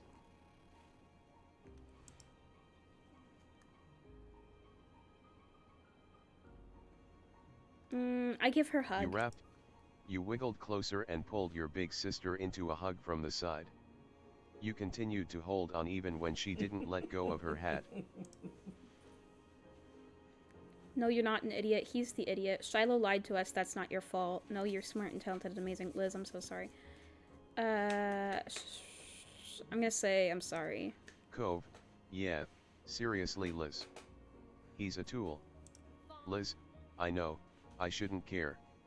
It doesn't matter if one person doesn't wanna be my bestie. He's not the greatest man on earth. I'll be fine. Liz, but I brought him here all the way from the other side of the state and I don't even know why he did any of this. Yeah. Liz finally removed her hands from the brim of her hat in order to rub at her temples instead. Liz, it blows. Cove snorted some nervous laughter at her unexpected phrasing. She didn't mind it. It's true, but you always have me. Say the word and I'll force the answers out of him. I bet he's just intimidated by successful women. What? What? Liz, if we ever see that guy again, I'll hurl him into the ocean. We'll have so much fun without him. He has no idea what he'll be missing out on. DM drops. Said, wow, he got away without being hurt and she did all that just for him to be, I don't know you. DM drops. Said, yes, that one. No, I'm not gonna say he's intimidated by successful women. What is it? No. DM drops. Said, hurl him into the ocean. No, I'm not gonna hurl him into the ocean either. We're not using violence against Shiloh. DM drops. Said, let him drown. No! No, I like Shiloh! I like him! He's a good guy. He just did this bad thing. No, I'm not drowning him. I'm not kicking him. I'm not doing anything hurtful to him. I'm just gonna, well, maybe I'll choose this. I'll choose this. And I'll force the answers out of him. I'll choose that one. Liz, please don't. You'll go to jail. I won't do anything too bad, Liz. Sam, fight Ian. Fight Ian. Liz, thanks, baby sister. She squished you tight and rocked you back and forth in a dramatic hug. DM drops. You let out a cove-like squeak. Okay, fine. He is intimidated. Yeah, I will intimidate him, but not drown him. Liz, I love you. Aw. Sam, I love you, too. And what is family for? Liz, well, I thought it was for hogging the phone while growing up, but this works. She released you with a shaky self-impressed laugh. Liz, oh, and thank you too, Cove, for being around. Liz, we're going to officially be family one day, right? She shot him a wry smile and he tensed up, face going red. He was willing to take her teasing if it made her feel better. She's right though, the wedding DLC is coming out soon. Cove, don't mention it. Liz, good, good. Liz rested her eyes after those last couple words. It eased your heart to see her feel better. Cove let out a soft sigh of relief. Cove, DM Drox said, it's like, oh yeah, Cove was there too, I guess. Yeah. Cove then brought his face close to yours so he could speak in a whisper. Cove, are you okay? I know Lizzie Liz was his best friend, Liz. but you knew him, too. And you were there when he did his whole pretend improvisation act. Yeah. How dare he even call it improvisation? What was he even talking about? What the heck is wrong with him?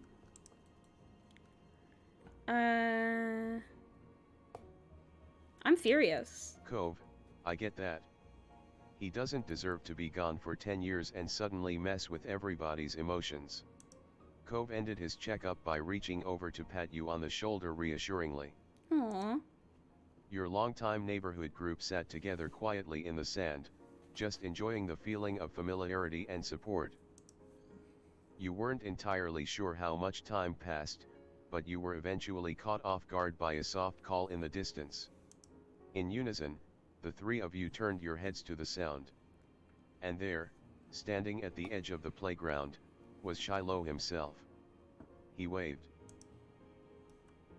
You flipped him off! That's a thing you can do? You can flip him off? I'm not...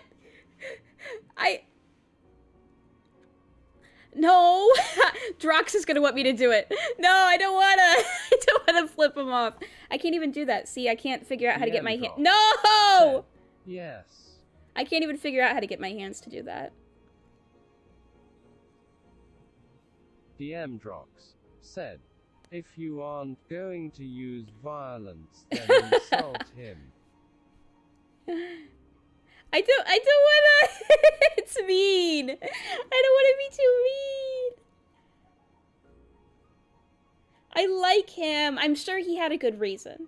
I know Shiloh well enough to know that he must have had some sort of reason for doing this. And I want to forgive him for it. DM Drox said, crush him emotionally. No! I like Shiloh. I'm sure that he had his reasons. I just want to hear his reasons, and then I'll flip him off.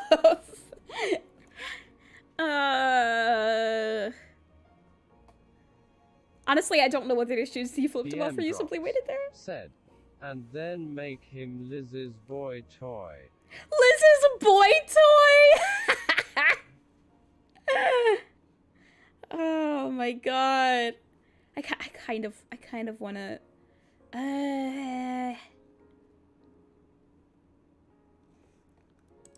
Sam. I'll save, and then if DM Drox Liz or Cove... best ending for the both of them.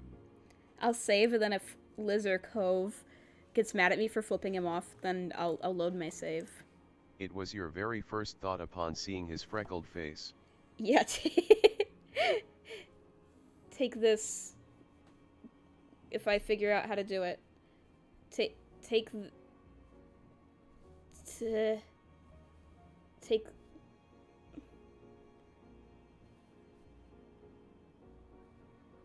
that's the best I can do. You've got a lot of nerve, Shiloh. It's a good thing your name is Fields because I'm going to put you in the ground!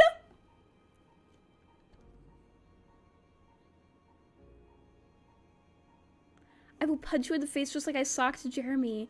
Oh my god! No one wants you here.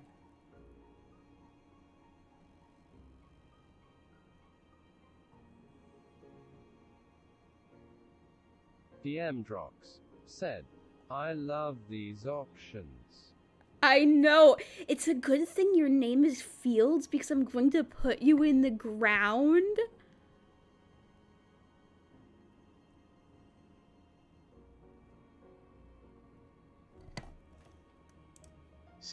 Saves.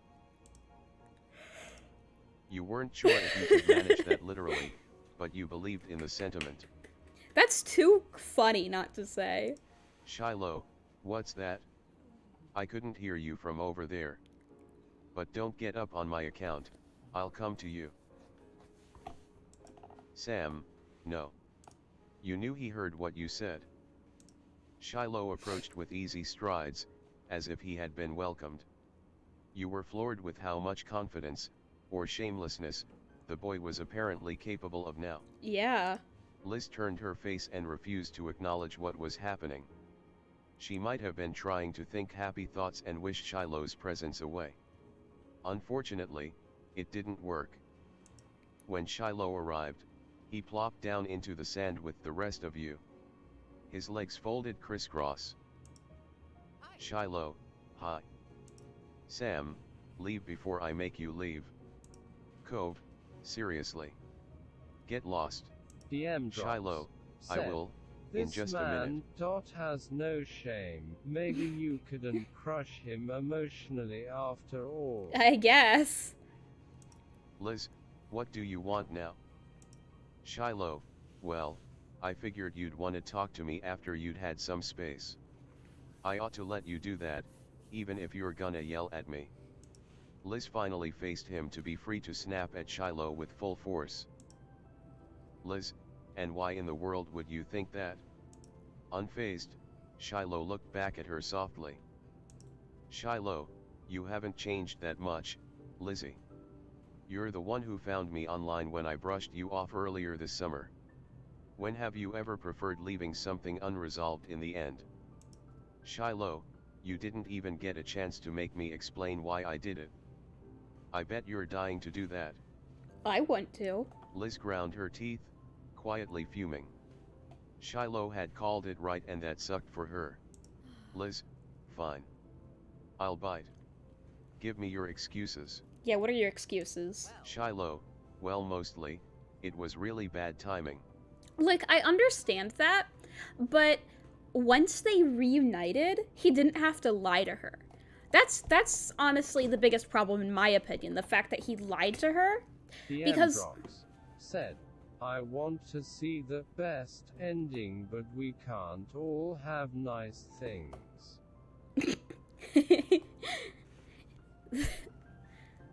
The beating Shiloh to death ending. No, I like Shiloh. I like him. He's a good boy.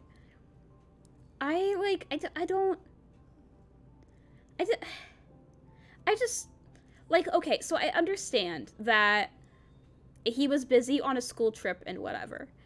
But later, when Lizzie contacted him, why did he lie? He could have said, yeah, I remembered you. I just pretended that I didn't because I was on a trip. I'm sorry about that. We could have had this resolved ages ago. You could have just told her the truth and apologized. And instead you lied to her and made this harder than it had to be. Like, why lie about it? I'm sure that she'd understand if you were like, yeah, this was a bad time. I wanted to, you know, stick with my group. I didn't want my group to be mad at me, whatever. We would have been like, okay, yeah, sure. But, like, then he lied. Why lie about it after? No, stupid. Shiloh, I could have handled it a lot better if I had known I was going to see you that day. DM and if there wasn't a self-appointed hall monitor dutifully watching every move people made. Yeah, exactly. Drama romance stuff. That's exactly what's going on right now. His mouth looks broken. When he makes this face, his mouth just looks so broken. This doesn't look right. Liz, and a hi, good to see you, gotta go was simply too much for your little heart to manage. I mean, he was put on the spot, though. Said, lol. Shiloh, of course. The goal was to keep as much distance as possible. Admitting I was the guy you knew wouldn't have been helpful. Liz, so you can't stand us, and me trying to reconnect was just a huge pain for you after all. Amazing, wonderful, thank you so much for saying so. Shiloh, no, that's not it. Don't feel bad, though. You're almost never wrong. Your older sister's brows twitched as she stared at Shiloh in tired disbelief. He smiled back at her brightly. Shiloh, I did it so this wouldn't happen. What? Liz, what? Shiloh, I dealt with that situation the way I always do, by saying stuff I didn't exactly mean because it's just easier that way. You heard Jeremy, it's what I'm known for. What? Huh? Shiloh, sure, right now you're mad that I pretended not to remember you. What? But if I hadn't I'm done also that, confused. it would have been something else later on and we'd have ended up here still. Drox, I am as confused as you and Liz are.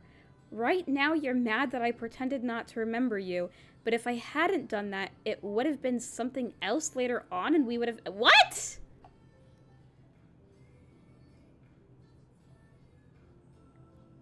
This guy's logic is weird. He's got some weird logic. Liz's anger became more and more difficult for her to maintain. It was soon replaced with a sad confusion. Like, I get that everyone thinks about things differently, but like, what a weird way of thinking. What? What does that even mean? I literally don't know what that means. Liz, then don't do that. Don't be like that. Why not be someone you're actually okay showing me? Shiloh chuckled uncomfortably and searched for a way to explain himself to his former idol.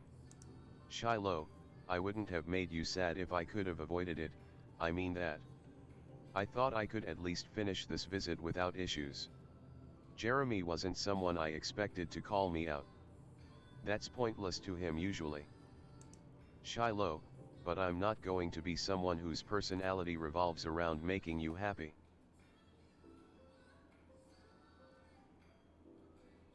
I'm not going to be someone whose personality revolves around making you happy? What?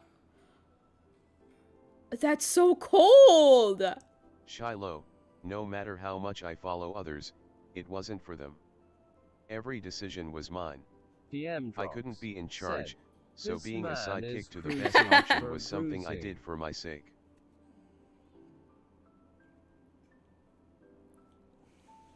What the hell?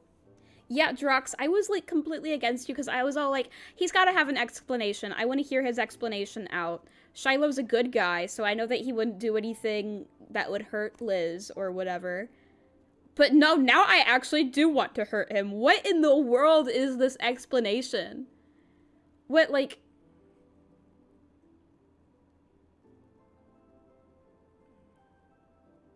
What? I need to read the log. What?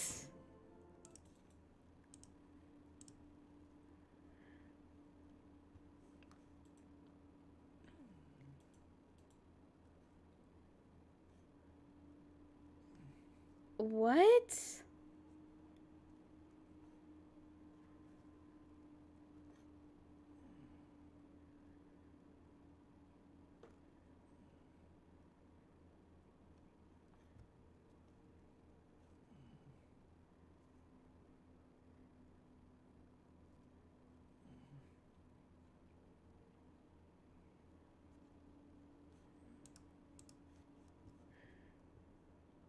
Others, it wasn't for them.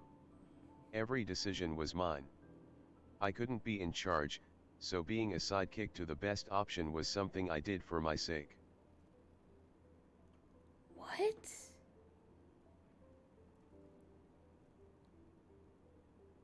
His explanation is making no sense to me.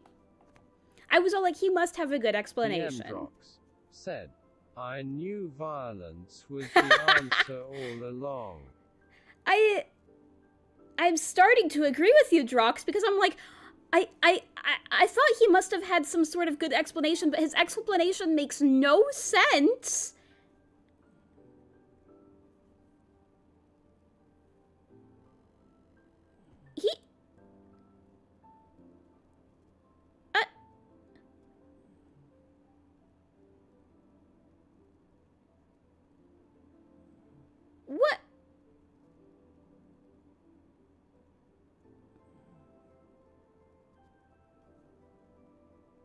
DMDrox said, well, here we are XD. I just... Oh. Said, let's see what option we get next. Yeah, I don't even...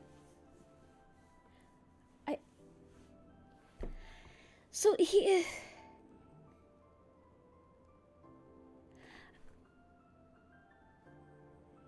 I just...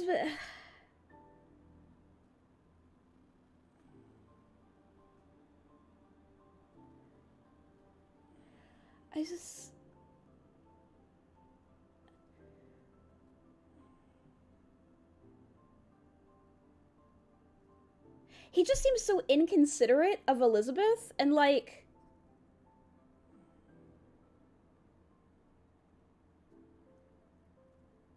And he's like, well, you know, might as well do something hurtful to you now because I'm gonna do something hurtful to you later eventually. What?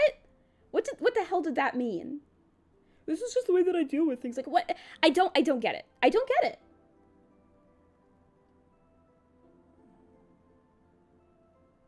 I don't care about making you happy. I only, like, followed you around and was, like, a sidekick to you or whatever for my own sake. Wow, that is so insulting. That is so insulting to Elizabeth. How dare you? I'm just getting angrier at him. This explanation is not clearing things up for me or making me understand him or feel less insulted. I'm angrier at him. He is being so inconsiderate of Elizabeth. What in the world? Shiloh, I choose to let people be the boss when it's what I need and I choose where to stop it. DMDrox Shiloh, said, and the best I well, can do for you now he is spare was you from taller dealing than with it. him by 3 I'm not feet. as earnest as you are. I'm not as nice as you are. I was always like that, even as a kid. She was taller than him by 3 feet. Huh?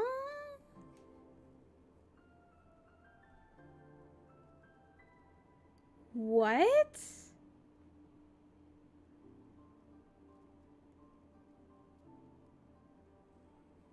What? I'm so confused about everything that's going on right now. I'm so confused. I like Shiloh. Why is he such a jerk? What?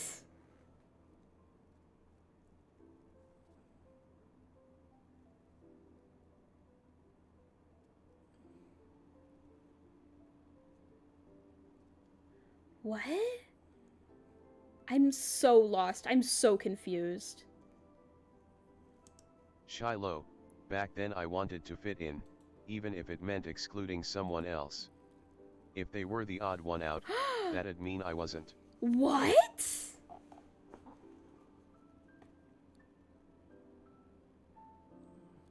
What? Is he a twist villain? Shiloh, finding my place here got harder when Cobb moved in. It was a good thing for everybody that I ended up moving myself soon after that. What is he talking about?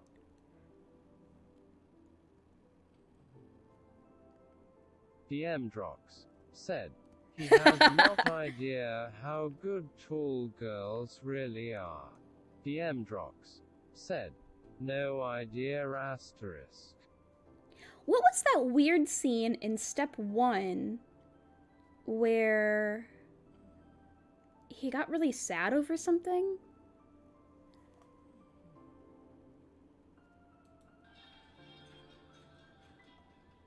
There was a weird... Okay, now I gotta check this out. I gotta look this up. Let me look at my past archives. There was... In step 1, there was this really weird scene with Shiloh where he, like, was... I don't even know how to describe what happened. He was, like... He got really upset over something, and it was never really explained why.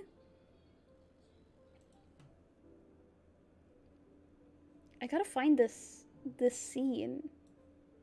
It was when they were making sandcastles. I wanna know, does this have anything to do with that?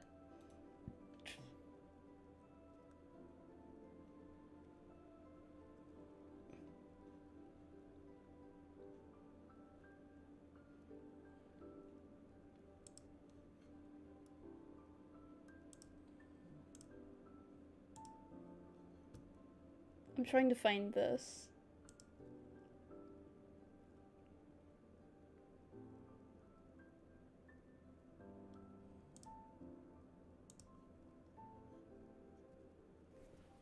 Because there was a scene that was never really explained. And I'm wondering if this has anything to do with that.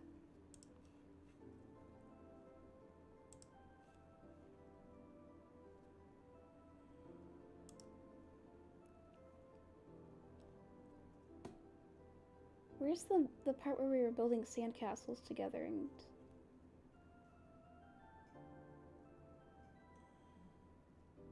Okay, it was just called Sandcastle.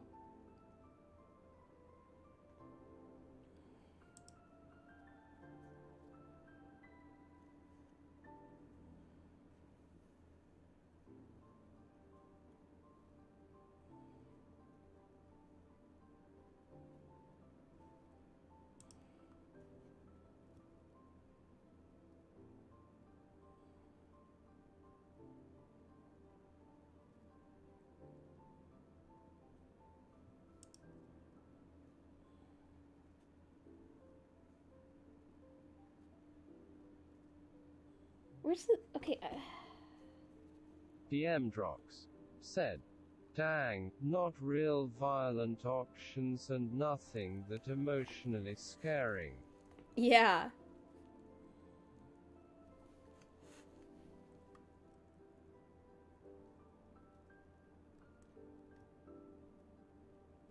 DMDrox said, why do I keep typing no as not?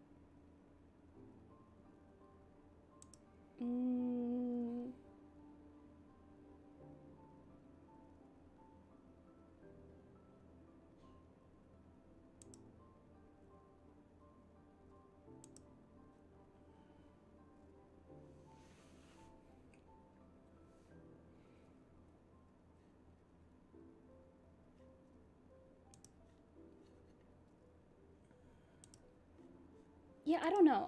I'm looking at this scene from step 1, and it was of Cove acting really strange. Cause Cove said something to Shiloh about like, hey, your face gets really red a lot. And then that made Shiloh really upset, and then he started insulting Cove and like saying that like no one wants to play with him or whatever. Dang, okay. I guess today we learned that Shiloh's actually kind of a bully.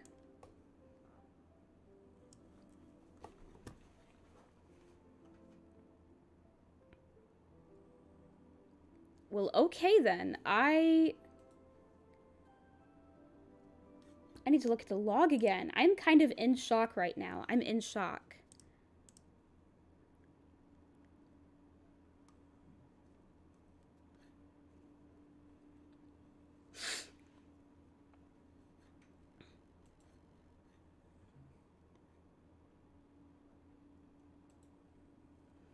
I wanted to fit in even if it meant excluding someone else. If they were the odd one else out, that'd mean I wasn't.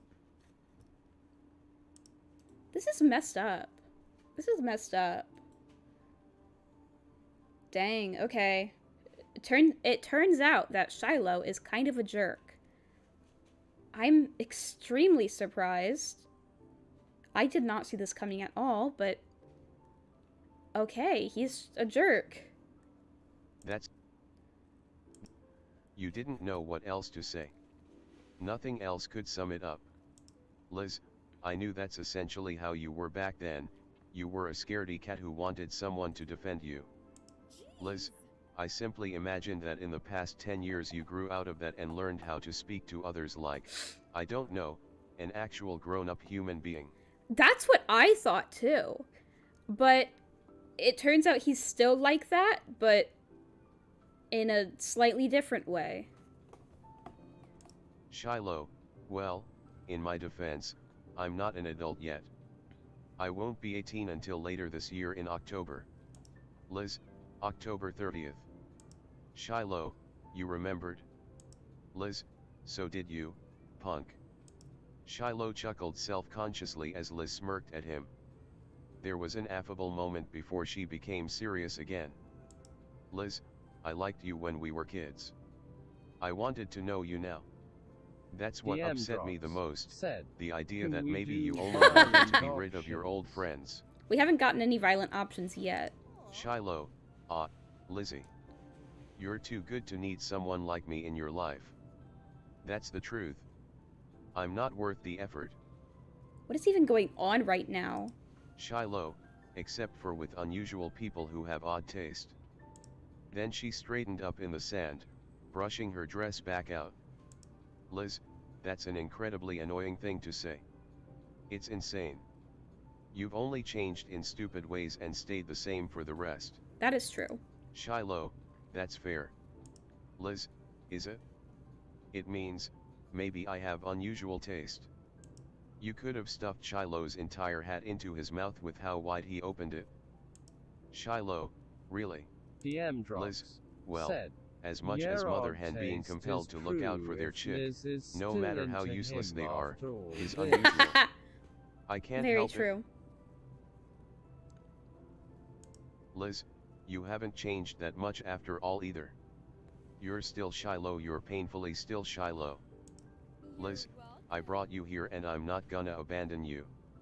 It has to be someone's job to look out for, and keep an eye on, you.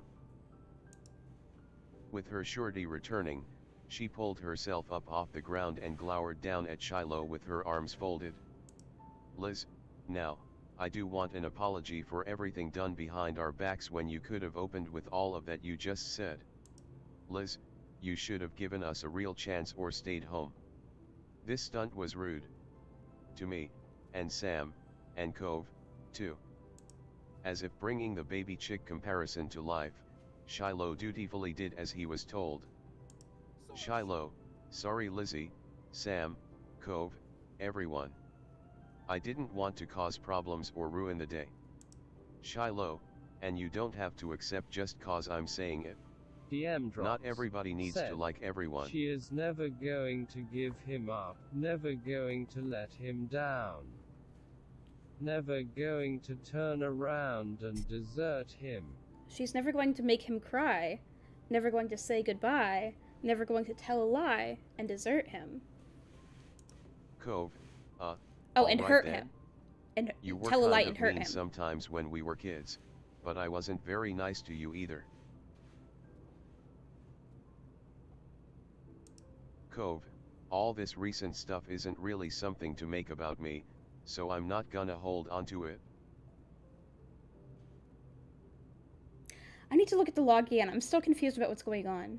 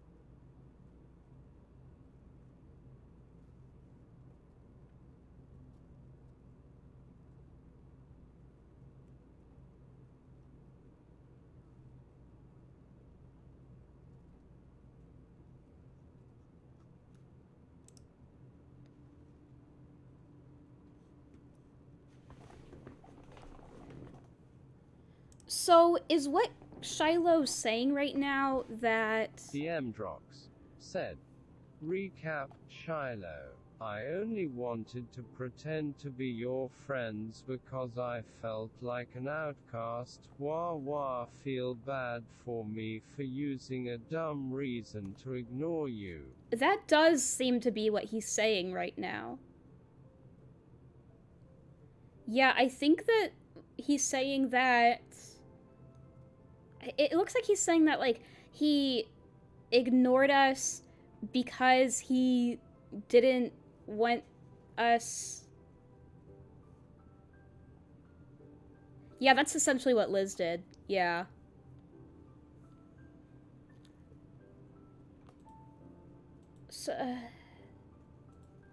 So it looks like what he's trying to say is, like, I'm a bad person. You guys...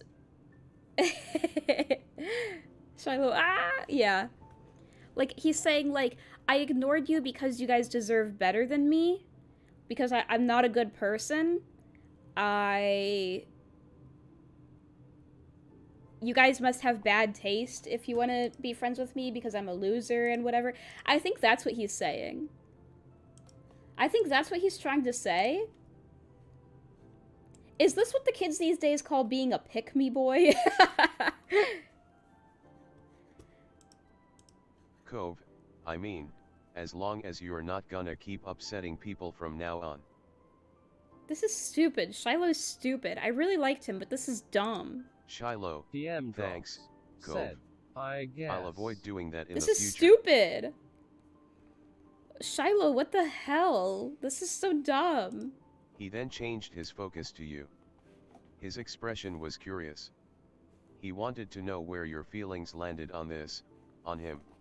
Honestly, confused. He was tense, but didn't show any intention of trying to call you out for the earlier encounter. You were given a free pass on that, it seemed. Were you pretending to have a good time with us today? I'll accept your apology. I am not forgiving you. Don't even think about it. You couldn't give him a straight answer. You shouldn't forgive him. That's crazy. You gave him a faint smile, feeling sort of relieved. I'm gonna say you shouldn't forgive him. I'm gonna save just in case Liz gets mad at me for saying that. But I don't think she should forgive him.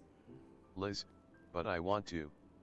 I can at least believe he was hurtful by happenstance rather than intent.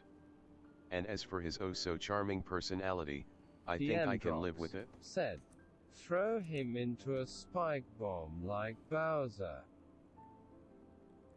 Drox, are you seeing this? This is what she just said?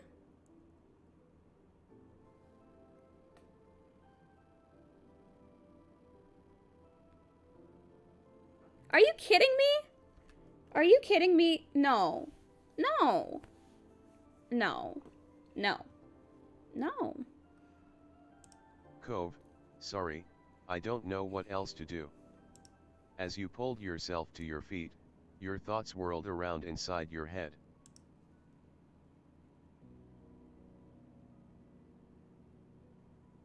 What?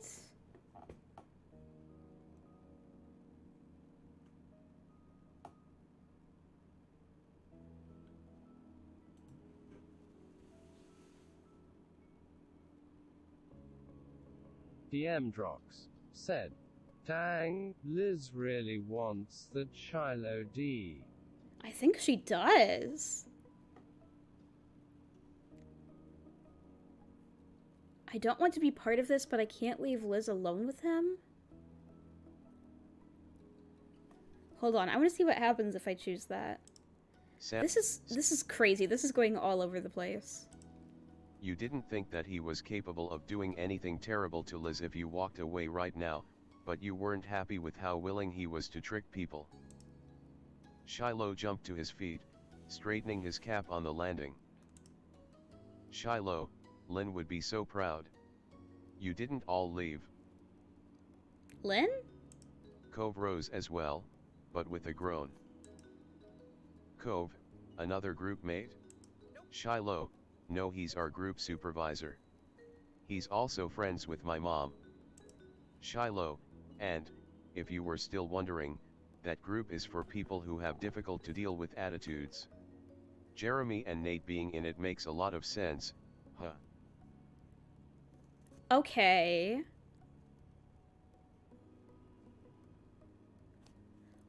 I was thinking that. I was wondering that. I was really wondering if that was the case. Said, friends with his mom. Yeah, they're... Can I do... Oh, I can. Okay. They're friends.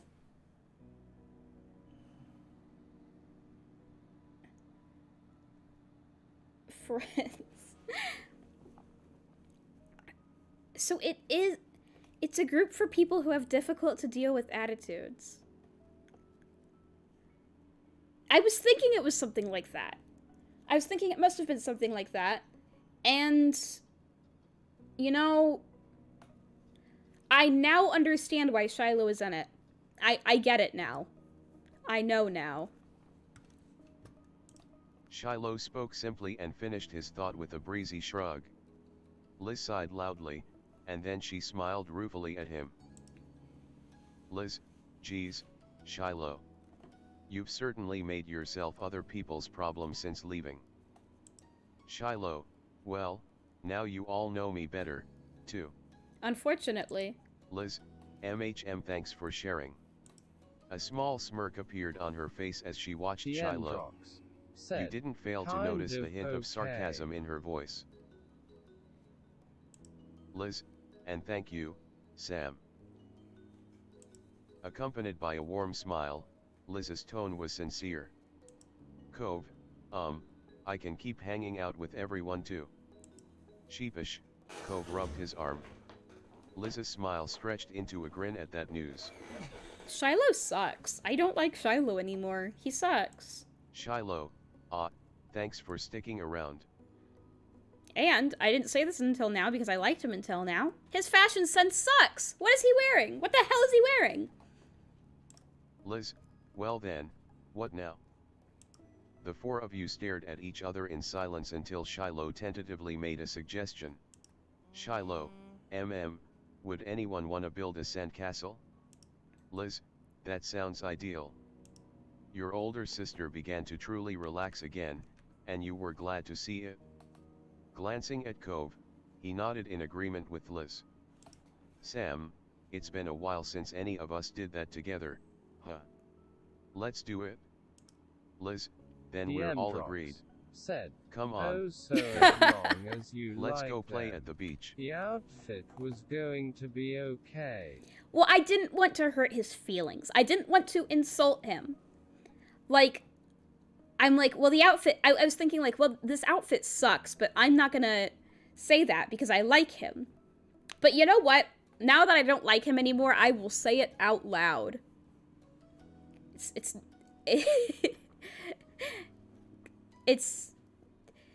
I didn't want to hurt his feelings, but no, I will hurt his feelings now. Shiloh, your face with hand over mouth. Okay, let me turn to him. Shiloh, wait.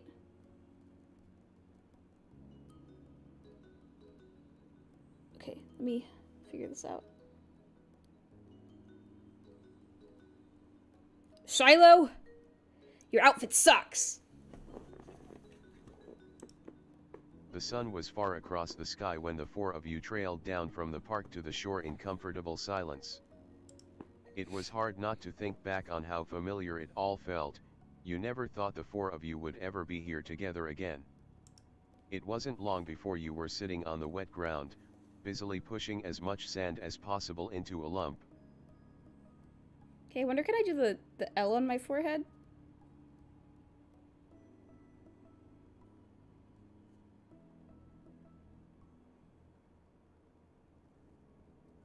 Kind of. Not really. You all worked together quietly, but every so often a chuckle would drip through because of the castle's lopsided development. At one point Cove stretched his legs out completely, and the incoming waves started reaching his toes. He initially was caught off guard and almost jumped into the castle, but ultimately didn't resist the water. After that, the group worked with purpose to finish before the ocean could tear it all down, though even still Liz ended up taking time to be particular about the castle's rudimentary design. Shiloh, of course, backed up all her plans. Cove was a dissenting voice, wanting to keep things more laid back. Things got pretty boisterous. Being there and doing this with Cove, Liz, and Shiloh, it felt weirdly different, yet also weirdly the same. Cove, so, what happened with the amusement park? You were pretending not to know, weren't you? He must have been pretending not to know. Both you and your sister glanced at Shiloh, silently re-asking the question. Under the weight of all three of you taking a turn to ask about it, Shiloh finally gave in. Why does he do stuff like this? Why does he pretend not to know things he does? He's so annoying. Shiloh, I might have an idea of what he meant. Shiloh, the thing is, there's someone we're both familiar with and she asked Jeremy to the amusement park one time. Shiloh, he accepted but just complained about it. So, I suggested that maybe me and her should go together. All three of you? Shiloh, Jeremy also agreed that it'd be more fun to go around the park with me. That's what he meant when he said he was on my side. Shiloh, she still went with him. And now Jeremy is embarrassed to admit not that he was turned down, but that he was the preferred option then. It's hard to believe. What?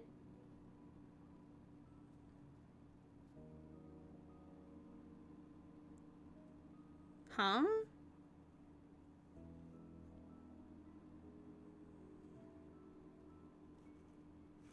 What?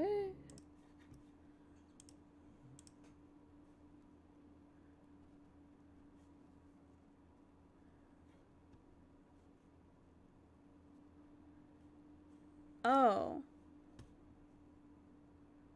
Okay, I think I get it.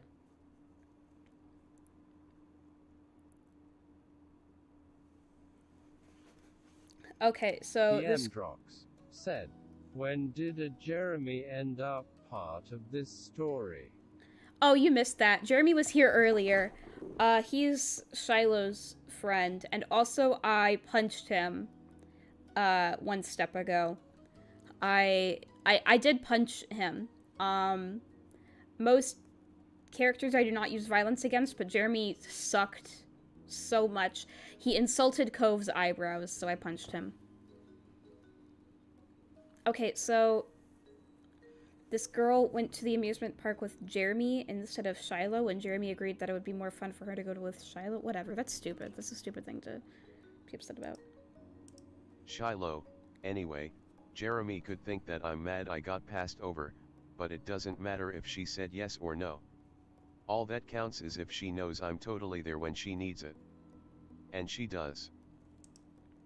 Liz, sure Shiloh. You're so reliable. Shiloh, I know, right?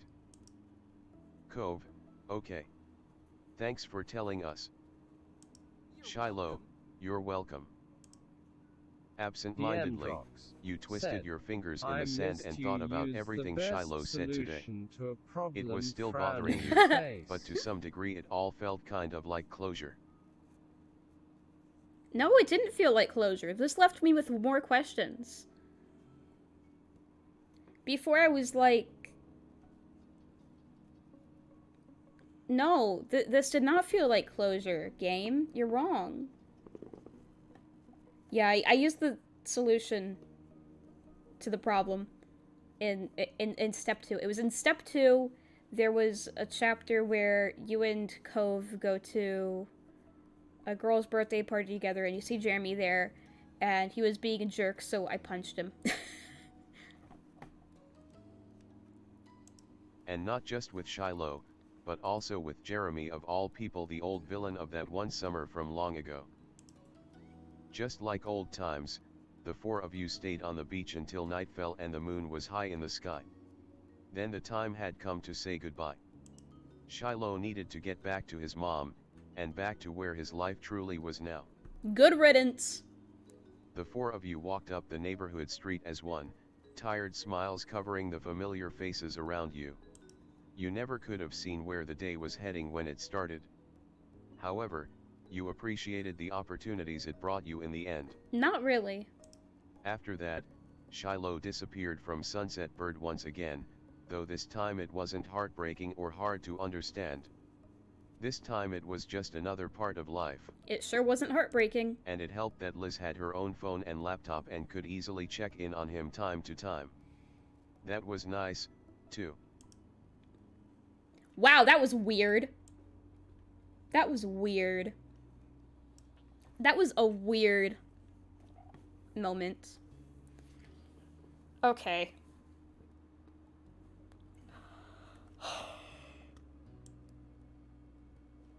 Well, let's see.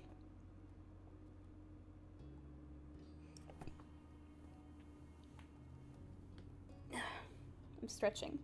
Can you guys watch me stretch? Ah, nope, I fall over when I try to stretch. Alright, we've got 2 more moments left. I think... I think we should save them for another stream. That's what I think. Yeah, because it's been 4.5 hours. And I was planning on going for about 4 hours, so this is actually a little longer than I was planning on going. So, I think we should save Boating and Happiness for another stream. Let me save. So yeah, I think that we should save Boating and Happiness for some other time.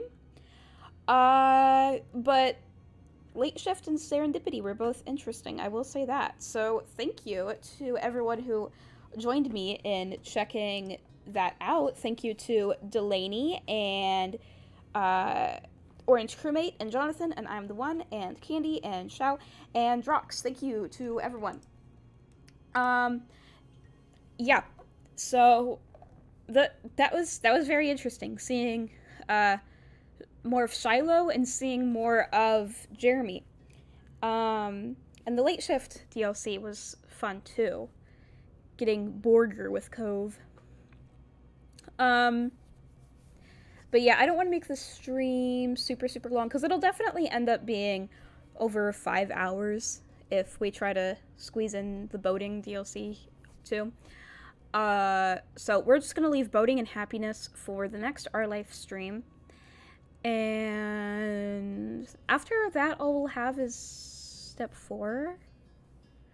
And then I will have done all of the DLC stuff and completed my second playthrough of the game. I don't know if I'll do a third. It depends. It depends on how I feel, because there's still more stuff to explore. There's so many choices in this game, and like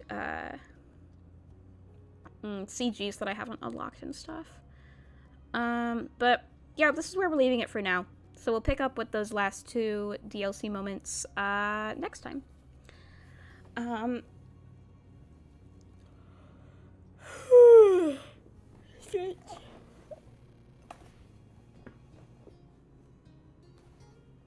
Whew. All right.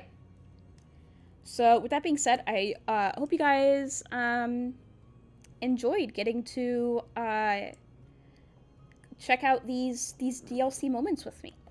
And I will splint you all later. Thank you again.